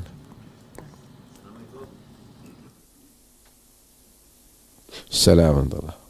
Bolehkah faham ke ni? Ni soalan-soalan, dua soalan yang tanya ni saya welcome lah. Okey, tapi lebih kepada soal pentadbiran. Pentadbiran ni macam tu lah. Pergi tempat ni dia bagi, tempat ni dia tak bagi, macam tu lah. Ya. Assalamualaikum. Okey, kes ini contohlah, Cina ini belum Islam, dia di Pulau Pinang. Dia nak masuk Islam, kita nak bawa pergi daftar. Pegawai cuti, dia kata esok mai. So kita nak bawa mai polis untuk daftar dalam hari itu, boleh tak? Boleh. Pertama macam ni. Masuk Islam ni, bermula dia jadi Islam bukan dengan bermula dia daftar. Bermula dengan dia syahadah. Suruh dia syahadah dulu. Jadi Islam. Pendaftaran ialah soal documentation saja. Untuk nak membolehkan dia ada surat dia sebagai orang Islam, dia nak kalau ada apa-apa. Tapi jangan kata you tak boleh masuk Islam lagi, pegawai tak ada. No. You masuk Islam sekarang. Kalau telefon saya kata mengucap syahadu an la ilaha illallah, saya nak dengar. Mengucap syahadu. Masuk Islam dia. Tak payah tunggu dia tak masuk Islam lagi, nak tunggu besok ustaz main ceramah nak masuk Islam. No. Immediately masuk. Lagi kalau dia mati lagi setengah jam. Dia bukan masuk Islam office hour. No. Itu pentadbiran. Cuma kalau main masuk Islam di perlih, daftar perlih tu dia dapat tebal lah sikit. Satu soalan lagi. Satu soalan lagi ya. Dia macam ni. Mualaf ini dia nak kahwin nombor 2. Lepas tu di Pulau Pinang, dia undang-undang dia kena ambil isteri punya kan approval. Dengar cerita di polis tak payah approval, boleh bawa main sini. Itu mah kahwin 2. Dia saya nak cerita pasal poligami ni. Dia bukan kaitan dengan mualaf tu.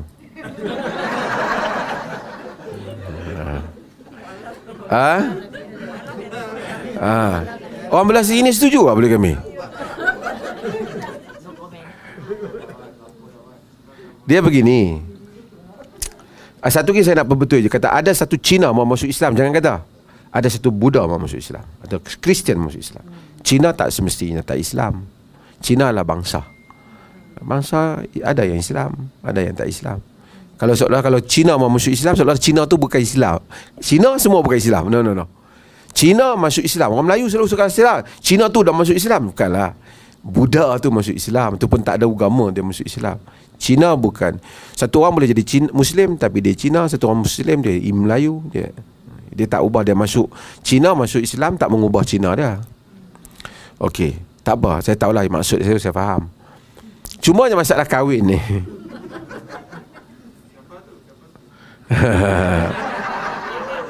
Sendiri mau bikin lah. Apa saya gurau. Dia macam ni. Di negara ni orang perempuan ni kuat sangat perjuangan mereka ni.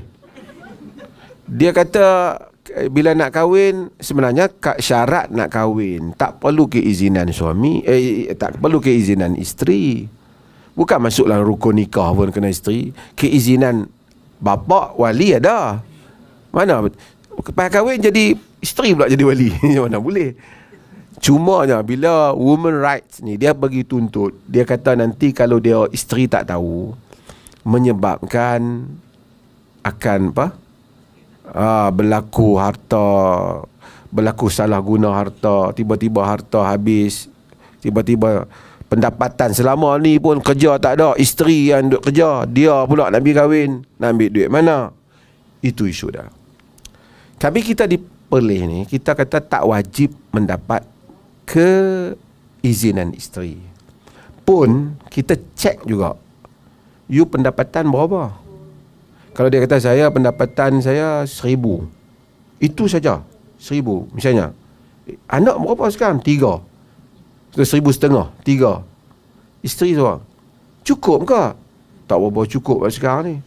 Tapi kalau you nak kahwin seorang lagi, nak bayar macam mana? Kita tak halang dia kahwin, tapi dalam kes yang seperti itu mungkin akan dimaklumkan pada isteri dia. Kod isteri dia kata, saya tak bersetuju sebab saya sendiri pun tak dapat selama ni. Anak tak pergi sekolah lah apa. So isteri ada argument. Tapi bukan syarat isteri boleh bantah lah. Ataupun at least kita maklum pada isteri dia bahawa suami dia berkahwin, supaya kalau isteri dia nak buat tuntutan supaya sebahagian harta dia blok untuk isteri dia, takut berlaku kecoyan pada isteri yang pertama. Tapi kalau mari satu orang, dia tunjuk slip gaji dia 10,000, isteri dia seorang, anak seorang, pendapatan, kita tak nampak keraguan apa, kahwin je lah.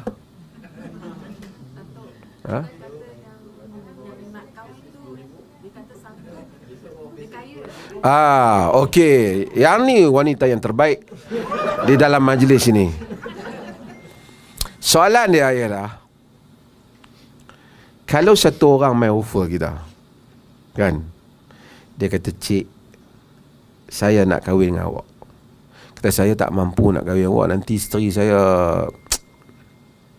bising lah, ataupun nanti saya pun dapatan yang ngangam je. Saya ni tak maulah duit, saya punya gaji pun lebih lagi. Saya nak awak kahwin dengan saya je. Yalah, saya kahwin nanti saya tak ada rumah nak tengok anak. Tak payah, dia kata. Seminggu sekali pun tak apa. Seminggu sekali tak sempat, sebulan sekali pun tak apa. Yang penting awak kahwin. Nanti awak tuntut saya di akhirat, saya maafkan. Yang penting saya nak kahwin dengan awak ya. Ini telah menimbulkan perbincangan di kalangan para sarjana fuqaha tadi. Kesimpulannya, saya sebut, yang ni mereka sebut benda ni sebagai misyar. Misyar. Nikah misyar. Misyar ni nikah macam biasa, cuma isteri menarik balik ataupun isteri menggugurkan tanggungjawab kat atas suami. The second one. Kerana dia berkenan lah kat lelaki tu, tak ada lelaki lain, ada rasa yang ni lah yang paling hati dia teringat sekalipun. Dia nak kahwin juga dengan kawan tu kata okey. Okey, boleh tak? Fuqaha macam-macam bincangan. Ada yang tawakuf, maksud mereka KIV nak bagi pandangan. Tapi saya menyebut supaya umumnya pandangan yang tak ada apa, boleh. Kalaulah bukan suami yang paksa isteri, isteri dengan relanya nak tarik. Sebab Saudah binti Zama'ah, isteri Nabi, dia telah bagi hari giliran dia dengan Nabi kepada Aisyah. Dia dah tua, dia dah badan berisi, dia rasa dia tak boleh nak layan Nabi. Untuk hari-hari penggiliran tu, tak bolehlah dia macam. Tapi dia kata dia tak mau dia diceraikan daripada Nabi, tapi dia nak layan Nabi tu, dia dah tak larat lah.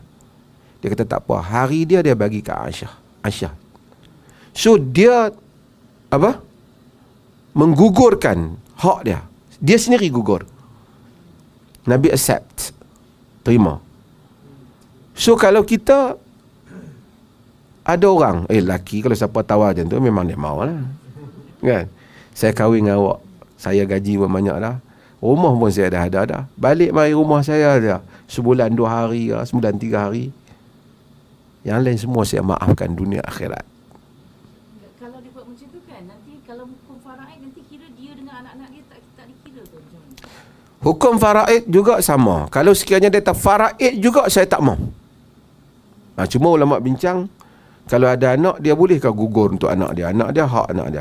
Anak dia tak gugurkan hak anak dia dapat lah. Tapi dia kata kalau saya pun tak mau anak dah, saya pun dah, misalnya saya aktivis nak ada suami di rumah, segi segala. Kalau ada kes yang seperti itu, Kalau kes ada, okey, kalau teruskan tak ada masalah. Tapi kata digugurkan dia punya hak dia kan. Bila tiba masa dia mengandung, dia perlukan suami dia, kalau boleh tiap-tiap otak dia dah berubah kan. Dia kata kena adil. Sedangkan janji mula lain. Timbul perbincangan. Kalau dia tarik balik persetujuan dia yang awal, dia tarik balik persetujuan dia yang awal. Pertama, dia kata dia nak balik hak dia yang dia telah gugurkan. Fuqaha ahli fiqh ni bincang balik, macam mana kalau dia gugurkan? Kan? Mereka menyatakan bahawa sebagian mereka kata dia kena pegang janji dia, kerana al-muslimun ala syurutihim, orang Islam di atas syarat mereka. Dia. Tapi kalau dia gugur, maka menjadi hak juga. Kalau suami dia mampu, suami dia teruslah perkahwinan, dia dapatlah hak. Tapi kalau dia tuntut semula hak, suami dia tak mampu dan suami dia tak mampu, sama ada suami dia meninggalkan dia, mentalakkan dia dengan tidak menzalimi dia, ataupun terus perkahwinan dengan dia, kena bagi balik semua hak dia. Tapi dia tak boleh salahkan pasal dia janji asalnya. Kalau dia pergi tuntut di mahkamah pun dia tak boleh menang. Sebab kalau dia ada written document, tak tahulah mahkamah Malaysia lain lah. Sebab tu kalau ada orang tawar macam ni, suruh dia tulis. You tulis dulu, I nak tengok. Dia tulis, dia sign tu. Mahkamah Syariah kita ada ke clause untuk benda-benda? Ya, itu dia budi bicara hakim lah. Tapi kalau dia back kepada asal dalam enactment, kenalah lelaki tu. Okey. Tapi kalau dia memang betul-betul sungguh-sungguh, katakanlah dia bersungguh-sungguh dan dia tak bawa kes ke mahkamah, tak ada cerita lah. Kemudian hari dia tuntut pada suami dia, suami dia tak mampu, suami dia ceraikan dia, dia pun tak boleh marah. Sebab suami dia kemampuan hari tu dah bagi tahu, saya tak boleh. Tapi dia yang nak, suami dia agree. Dia tak boleh kata you zalim saya. Dia tak boleh kata. Sebab suami dia kata banyak tu je. Ada yang berminat ke? Macam mana telah menjawab soalan ni? Kena cari dululah orang lelaki wanita yang seperti itu. Bagi saham naik di pasaran boleh lah.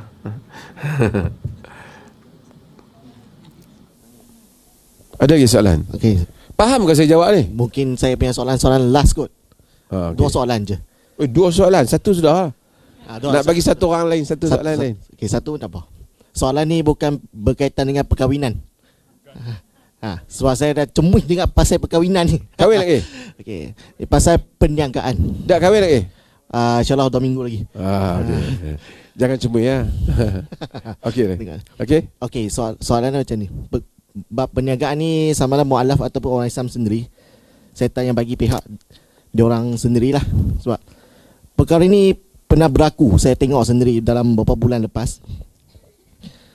Orang Islam, okay, dia berniaga dalam festival-festival keagamaan bukan Islam. Yang mana tempat tu dia buat di tapak di dalam kawasan rumah ibadat bukan Islam tu lah, kan? Dan dia bayar sewa kepada rumah ibadat tu. Adakah dia dibolehkan? Sebab apa? Okay, kalau kita dia bayar sewa tu, okay, kepada rumah ibadat tu yang bukan Islam tu.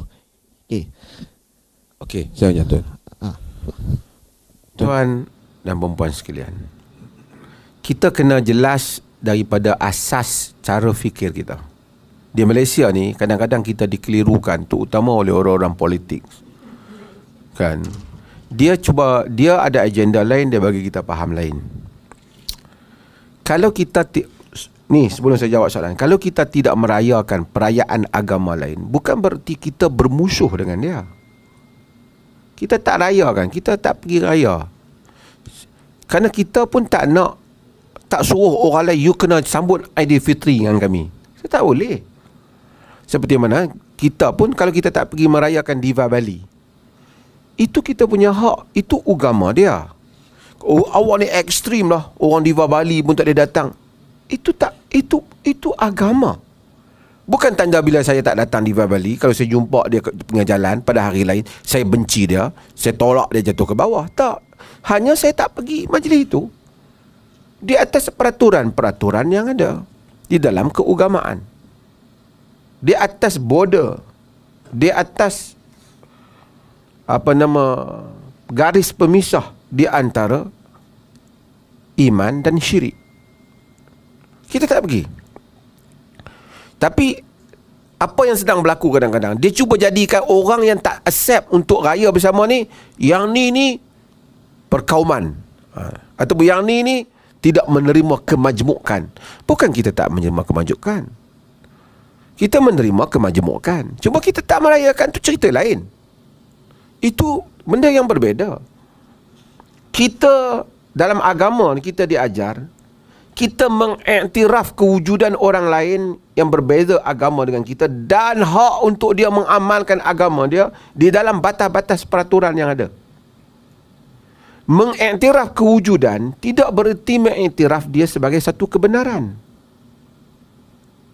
Saya iktiraf dia wujud, bukan saya iktiraf dia benar.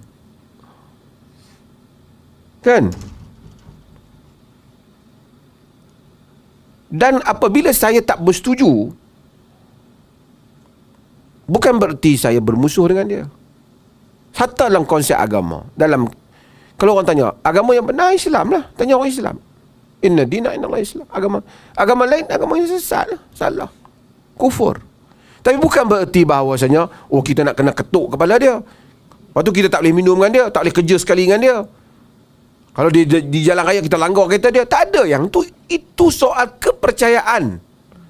Tu yang kata hukum hakam kepercayaan. Yang kita baik dengan dia, tak bermusuhan, bermusuhan, itu hukum hakam fiqh tadi. Fiqh kata tak boleh. Kepercayaan cerita lain. Ini kadang-kadang, misalnya, saya nak bagi contoh lah, ekstrim sikit. Satu orang dia kahwin dengan perempuan, kita dengan isteri kita. Dia tanya kita, isteri aku cantik tak? Misalnya dia tanya, pada mata kita tak cantik, misalnya kita kata, tanya aku tak cantik. Dia marah kita, awak hina isteri aku. Aku nampak cantik. Tak apalah kau nampak cantik, kau dah kahwin dengan dia, aku dah kahwin dengan orang lain. Kau pergi tanya pendapat aku apa, cantik ke tak? Selama ni isteri kau cantik ke tak cantik, aku tak pernah kacau isteri kau. Dan aku ni, kalau dia susah aku tolong. Cukup je kau nak suruh tanya, kau punya pendapat yang ikhlas, cantik ke tak? Nak buat apa kau nak tambah pendapat aku? Kau tanya agama kau, kufur ke tak? Kau tak payah tanya. Kalau kau tanya, aku cakap kufur lah. Faham? Tapi itu bukan berarti aku langgar kereta kau. Kau main kerja aku tak bagi. Kalau aku jadi pegawai, kau meminta bantuan, kau berhak, aku tak bagi. Itu cerita lain. Ini kepercayaan tentang status agama itu di sisi Tuhan. Itu kita nak bagi clear dulu. Golongan politik ni, dia bila dia nak buat perayaan ramai-ramai ni, doktor, siapa yang tak nak ni, dia nak campur adukkan benda ni. Ini soal kepercayaan. Betapa ramai orang yang beraya senari di Bali sekali ni sekali, tapi bertumbuk kat jalan. Berapa ramai orang yang tak di Bali sekali, tapi kalau orang tu jatuh dia tolong, orang tu susah dia bantu. Itu cerita lain. Bagi clear tu. Kita tak ada ta'awun dalam kekufuran ini. Kalau ada majlis ritual agama lain, kalau dia buat di tempat itu, dengan kehadiran dan perniagaan kita, encourage orang untuk datang pada yang syirik, kita tak boleh lah memeriahkan lagi acara syirik tu. Tapi kalau tak, benda tu besar, ramai orang berniaga di situ, perniagaan tu dia ada ke dia tak ada, memang boleh berniaga je di situ. Tiba-tiba dia buat perayaan, kita tak ada pun, kita memang kedai kita pun kat situ. Itu cerita lain. Tapi purposely kedai itu, gerai itu dibuka untuk memeriahkan upacara kufur itu, dan kita menyertainya supaya orang yang upacara kufur itu lebih meriah. Itu tidak boleh. Walaupun tidak kufur kita, tapi itu ia haram. Kerana kita seakan-akan menzahirkan dokongan kepada kekufuran. Seakan, walaupun kita tak kufur. Itu seolah-olah tak dapat dibezakan antara kita dengan penganut agama tu. Itu memenuhi maksud hadis Abu Daud, man tashabbaha biqaumin fahuwa minhum. Siapa yang menyerupai satu kaum, dia di kalangan mereka. Habis tu kau ni bencilah kat orang semua. Aku tak cakap benci ke apa, aku punya diri tak boleh pergi.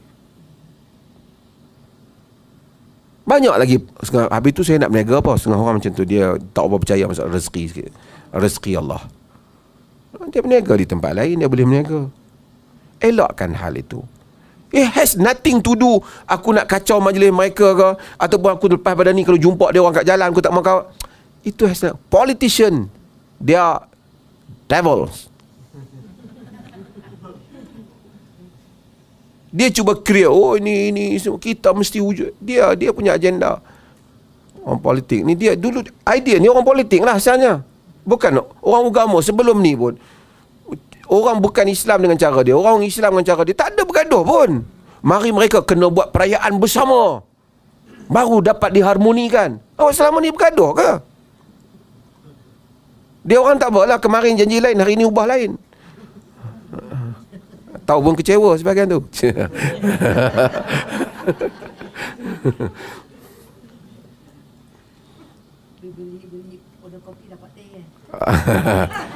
Order kopi dapat teh boleh gagal lagi. Ini order teh memang dapat teh. Dalam tu ada cicak dengan semua sekali.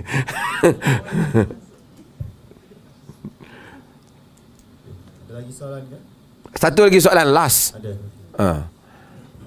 Ni faham ke saya duk jawab ni? Okey ke? Sorry lah, saya kalau kasar sikit, saya orang utara cakap macam tu. Okey ke ni? Okey.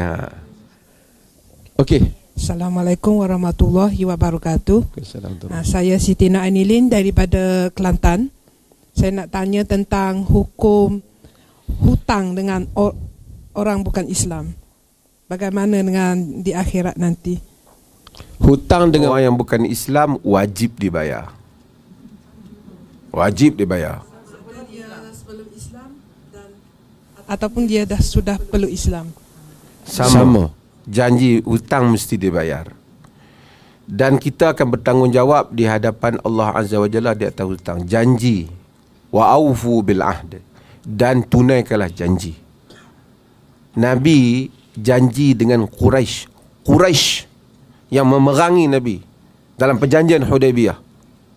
Janji, Nabi tak mungkir janji itu. Walaupun kadang-kadang sehingga menyebabkan orang yang nak masuk Islam di Mekah, di Madinah tu terganggu. Dia kata tak boleh. Tapi oleh kerana itu perjanjian, patuh pada janji. Once kita janji, kita patuhi janji itu. Kita bila berhutang bererti kita janji nak bayar. Kalau tidak, dia pun tak bagi kita hutang. Kalau kita tak baik ni, mungkin dia kita kata besok dia bukan boleh tuntut pahala kita, dia masuk neraka. Pertama, kita tak tahu lagi dia masuk neraka ke tak, melainkan dia tu telah sampai kepada dia ajaran Islam yang sebenar, dia tolak, baru dia masuk neraka. Kita tak kata orang bukan Islam masuk syurga. Tapi kalau orang tu dia tak sampai ajaran agama kat dia, tak ada siapa terang kat dia. Allah kata wa ma kunna mu'adzibina hatta nab'atha rusula. Kami tak akan mengazab sehingga kami datangkan rasul. Jadi Tuhan tak akan azab. Kalau mak bapak kita mati tu dulu, tak ada siapa, nobody told him or told her the real religion. Bukan sekat beritahu Islam bagus cik, itu jual barang. Maksud dengan argument, sehingga dia akal dia tak boleh lagi kata melainkan inilah agama Tuhan. Dia tak ada siapa bagi tahu. Orang yang tak bagi tahu tu yang berdosa. Macam kita nak pergi jumpa kawan kita bukan Islam kan, semua kita ajak dia makan, suruh belanja kita, Islam kita tak bagi tahu, kita berdosa.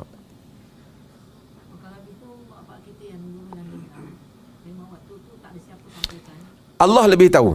Kita tak tahu. Kita mungkin kata tak ada siapa sampaikan, mungkin ada orang bagi tahu dia, ada pun dia dah lalui. Kalau Allah, sebab tu kita bab ni, kita jangan takut. Allah ni maha adil. Dia lebih kesian pada hamba dia lebih daripada kita lagi. Dia tahu kalau hamba dia. Mungkin hamba dia yang ni memang telah tahu bahawa agama benar. Kadang-kadang orang bagi tahu sikit je, tapi Allah jadikan dia memang faham Islam benar. Tapi dia tak mau sat.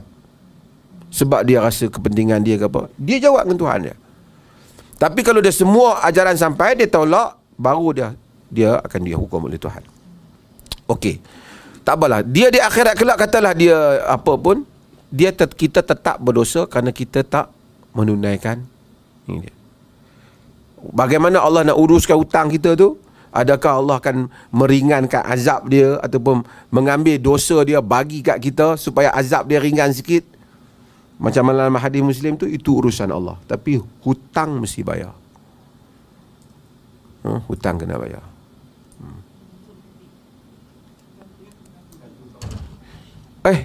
Apa khabar tu?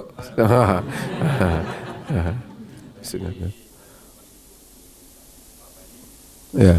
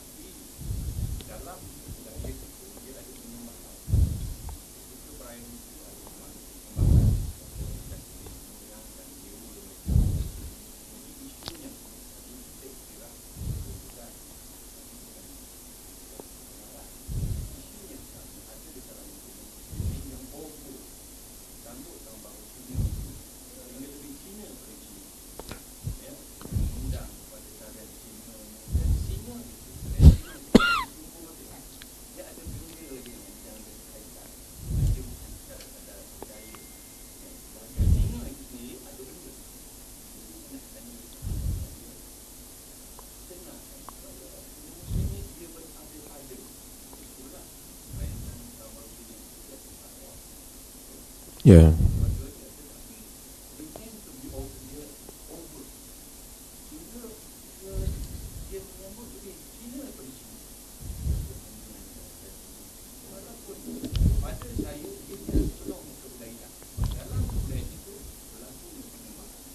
Okay, terima kasih. Kalau dalam majlis itu ada dua bahagian. Satu bahagian yang tak ada kaitan dengan agama, sekadar tak ada kepercayaan apa, himpun makan sembah, bahagian tu kita hadir lah, ataupun kita boleh adakan, tak ada kepercayaan. Tapi apabila dia datang kepada kepercayaan, contoh makan satu benda, makan apa tu? Insang. Kalau sekadar makan saja, tak ada apalah makanan. Tapi apabila dia kata dengan makan ini akan mendatangkan kemakmuran dan rezeki, itu kepercayaan, i'tiqad. Itu boleh membawa pada syirik. Jadi pakat buat belaka. Yang Melayu ni pun buat sebab yang masuk Islam ni dia kata it's okay, tak ada apa-apa, dia kata tak percaya apa. Saya pernah tengok satu budak Melayu, dia kata kita niat supaya kita murah rezeki. Saya kata jangan, you tarik balik. Tak boleh. Bukan saja tak boleh insang tu. Satu orang mai datang kepada Nabi kata, ya Rasulullah, bima sya'allah wa bima syi't. Wahai Rasulullah, dengan apa yang Allah kehendaki dan engkau kehendaki. Nabi kata, aja'altani lillahi nidda, kau jadikan aku sekutu Tuhan. Qul bima sya'allah wahdah, katakanlah apa saja yang Allah kehendaki. Kata apa yang Allah kehendaki sahaja. Tu Nabi. Hatta diri dia. Sebab tu kita tak panggil. Sekarang ni kita tak panggil, wahai Rasulullah, tolonglah aku. Kita tak panggil tu. Kita, ya Allah tolong aku, dengan berkat Rasulullah. Sebahagian yang membenarkan tawassul, khilaf dalam hal tu, itu cerita lain. Tapi awak panggil Rasul supaya tolong, apa beza awak panggil, oh Jesus help me. Sekarang ni, ya Rasulullah tolonglah aku, sembuhkan. Apa ni? Oh Jesus help me. Samalah. Sebab saya kata ada satu majlis, satu orang tarekat apa, dia kata kena wali-wali ni diberi kuasa oleh Tuhan. Kalau macam tu tak ada masalah orang panggil Jesus. Boleh tak orang panggil oh Jesus help me? Oh tak boleh, tu Kristian punya. Jesus tu Rasul. Ini wali je. Kalau wali kau boleh panggil, Jesus tu kau panggil. Apa tujuan kedatangan Nabi Muhammad? Orang Johor. Ma na'buduhum illa liyuqarribuna ila Allahi zulfa. Kata mereka, kami bukan sembah berhala tu. Kami hanya nak bagi dia orang dekatkan kami dengan Allah Ta'ala saja. Tapi Al-Quran datang mencegah mereka. Kalau kata itu jawapan mereka. semua nas Quran kita baca, perjuangan Quran ialah membuang syirik dari kepala kita, sehingga kita mendaulatkan Allah sahaja di dalam hidup kita.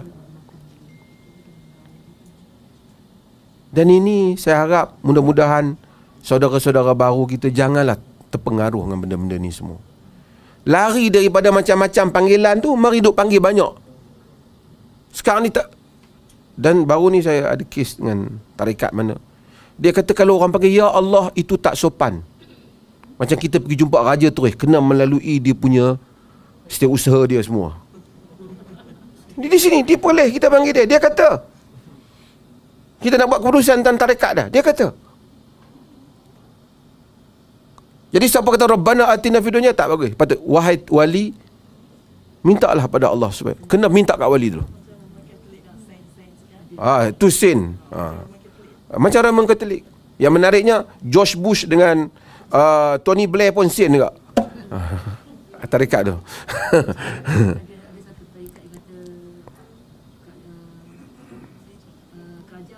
Kerajaan Allah, percaya tak ada kerajaan Allah ada dia. Kita kata Allah, kalau dia anggap itu kan ya. Memang Allah memang ada kerajaan dia sendiri lah. Kalau dia anggap itu kan. Kan? Kenapa mesti cakap itu? Allah kan untuk semua kan apa semua kan. Tak. Macam kita kan ada jalan raya, kerja raya, ada air. Jadi yang penjaga air tu nak bagi apa ya? Saya Kalau macam tu tak ada agama lah dalam dunia ni yang tak salah. Yang salah. Semua betul. Dia kata, ya Nabi Khadir minta izin ambil air untuk ambil sembahyang, ambil ini. Kalau tak minta izin macam perompak tanpa izin. Ada saya pernah dengar itu. Saya pernah berbincang dengan kami semua kata rukun-rukun kan, ambil sembahyang apa semua kan tak. Ada sebut minta izin. Itu yang saya kata dulu ni, minta pada pokok. Pasal apa? Pokok hamba Allah yang tak berdosa. Kalau minta pada wali dah mati dah, duduk dalam kubur, kita boleh minta kat dia, sebab dia kata wali ni dekat Allah, tak ada dosa apa. Yalah, semua manusia berdosa, tapi tak apalah, dia punya dakwaan. So kita minta wali tolong kita. Pasal apa? Wali ni walaupun dah mati dia, tapi hakikatnya dia hidup di sisi Allah. Saya tanya dia, pokok ni hidup pokok, bertasbih, bertahmid kepada Allah Ta'ala. Nabi pun ada letak pokok atas kubur. Boleh dah, wahai pokok, tolonglah beri rezeki ke aku. Ataupun wahai pokok, tolong, boleh tak? Dia kata pokok tak boleh. Pasal pokok tak boleh? Tadi mayat boleh? Dia mayat minta pada Allah, pokok minta pada Allah lah juga. Kalau pokok boleh, nanti lembu pun boleh. Pasal lembu pun makhluk Tuhan juga. Lembu pun bertasbih juga. Betul tak? Kalau macam tu, sembah lembu tu okey lah. Ini semua karut yang berlaku. Okey, tak apa. Isunya tadi, kita nak kena identify lah majlis-majlis ni tadi. Majlis mana yang saya sendiri, saya hadir majlis, pasal saya dikelirukan oleh orang tu lah. Sebahagian dia orang kata tak tahulah, Dr. Ridwan kata ni ada.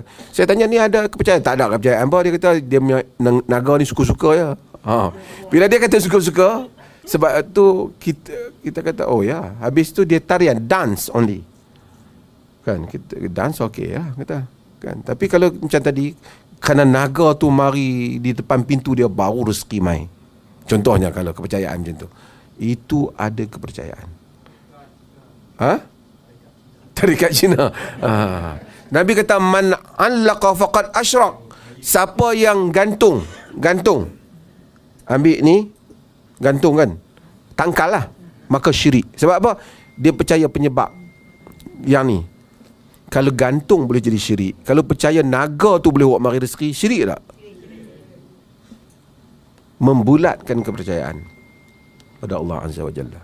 Sebab tu tak tahulah, saya jawab ni based on, nanti kalau orang dengar video ni, dia kata saya dah putuskan, dan saya based pada apa yang tadi kata tadi lah. Kalau itu ada unsur kepercayaan, tak boleh.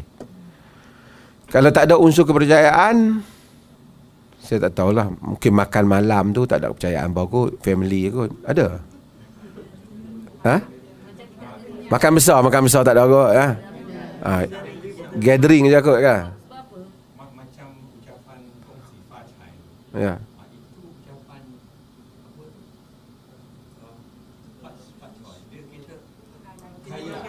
Oh, prosperity ya. Buah nenas tu disebut sebagai ong lai, ong datang. Jadi buah itu ada makna. Kalau dia ganti dengan durian okey lah. Tapi durian hak mahal ya. Ya, sebab itulah. Tapi orang yang dah ada latar ni lah yang nak kena educate Melayu-Melayu ni. Pasal Melayu ni dia tak tahu apa. Dia kira ada makan, dia pergi lah kan. So kita pun tak tahu kan. So kena educate kita. Kan? Unless kalau dia dah has nothing, tak ada lagi lah apa-apa kepercayaan, makan je. So maybe kita boleh buat the same one, tapi kita ubahlah, janganlah gantilah benda-benda yang boleh membawa kepercayaan.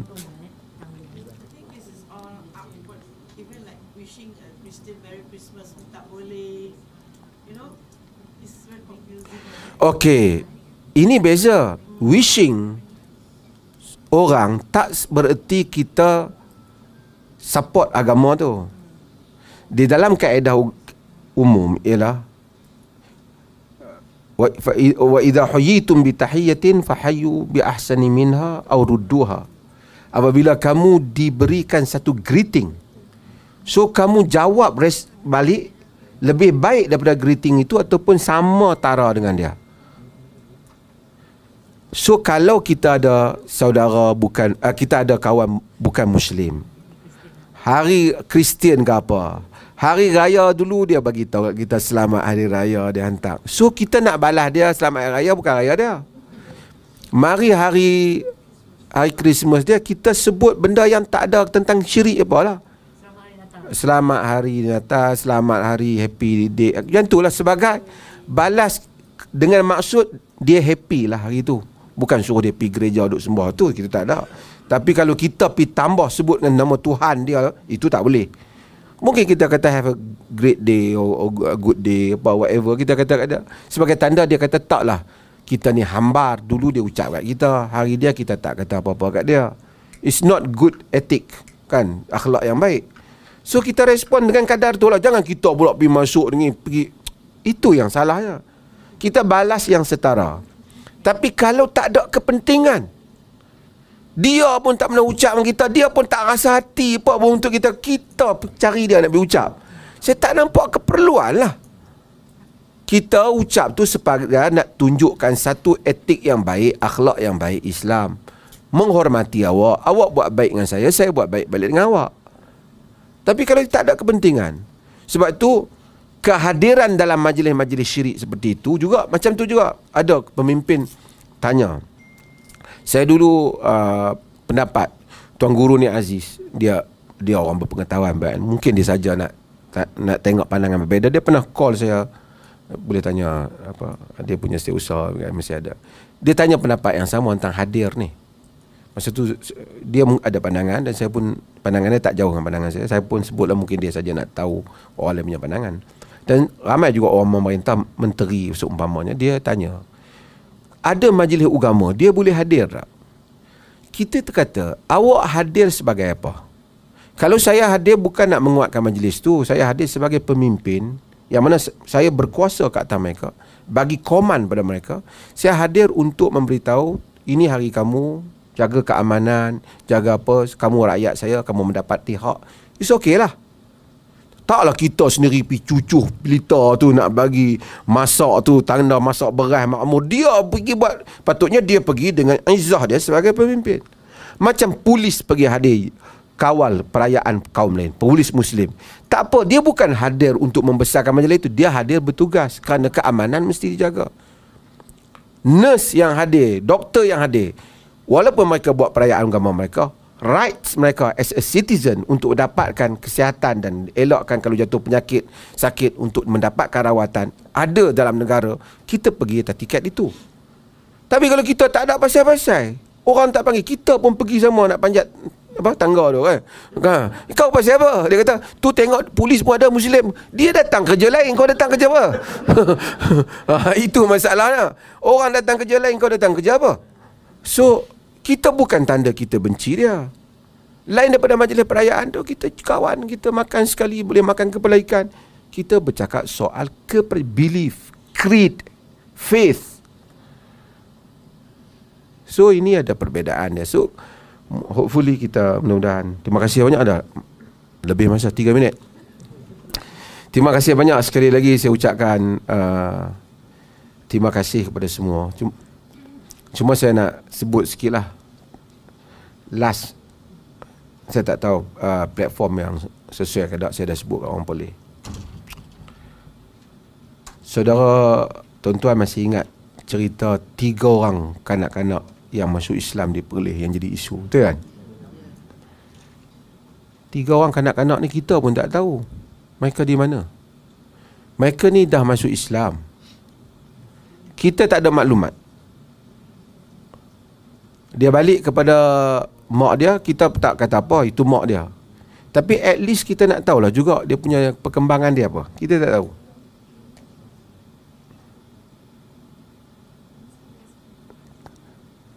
Sedangkan kita tahu anak-anak ni ada yang hafal Quran, yang menang, tapi kita tak tahu.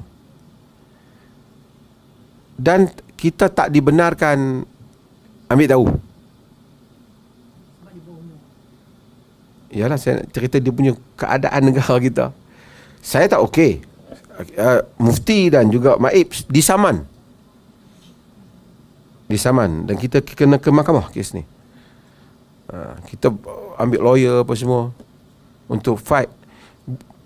3 orang ni, saya nak cerita. Ni pasal cerita pilihan raya dah habis, saya cerita. Saya tak kisah pun, dia punya pilihan raya. 3 orang ni, dia bukan orang Perlis. Tentu semua tahu. Mereka macam kes tadi, mereka adalah orang duduk di Kedah. Kerana mereka mendapat berita bahawasanya nak masuk Islam pergi ke Perlis, dia senang daftar. Bapa dia yang bawa dia sendiri main masuk Islam.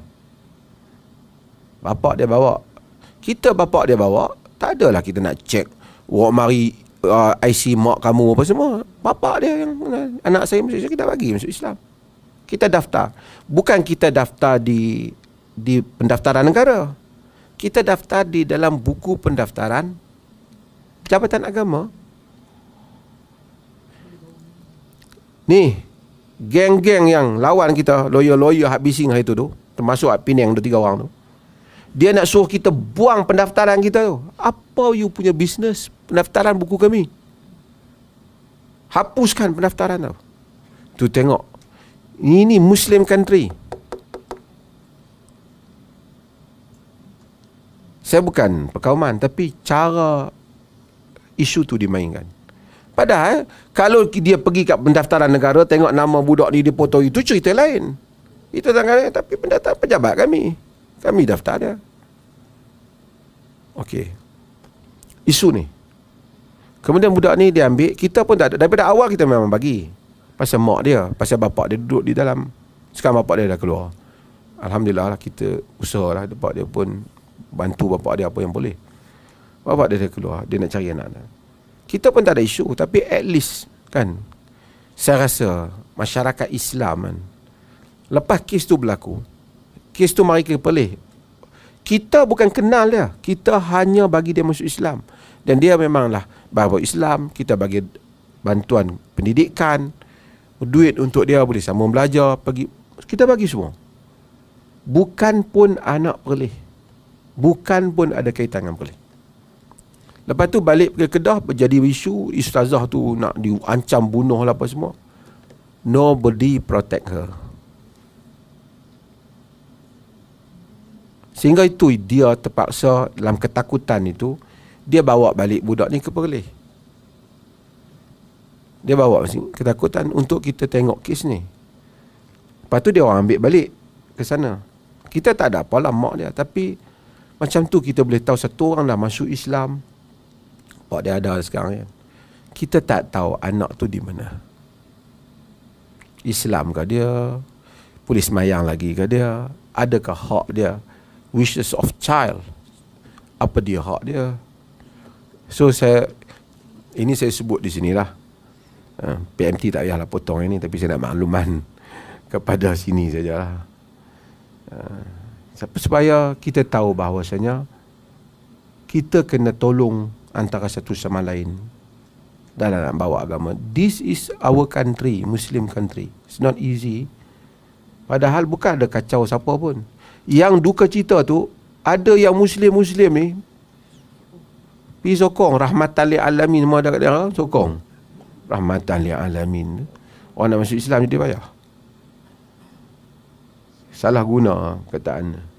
So whatever, saya nak maklumkan hal ni supaya kita tahu bahawasanya usaha untuk mempertahankan semua orang masuk Islam. Dulu kes Natrah tu dengan dia balik kepada family dia, dua-dua family dia, satu Melaya dengan Singapura, semua pakat bangkit. 3 orang ni bukan seperti Natrah. 3 orang ni hafal Quran, menang azan. 3 orang ni dia pergi mana kita tak tahu. Kita tak kata hilang apa, ada kat mak dia lah, kita faham kan, kat mak dia lah. Tapi kita tak tahu keadaan dia. Adakah telah masih dengan mak dia, dah dibawa ke luar negara, tak, kita tak tahu. So kita kena tolong-menolong untuk membantu orang-orang yang masuk Islam ni, mudah-mudahan. Sekian, terima kasih banyak kepada pengunjung. Assalamualaikum warahmatullahi wabarakatuh.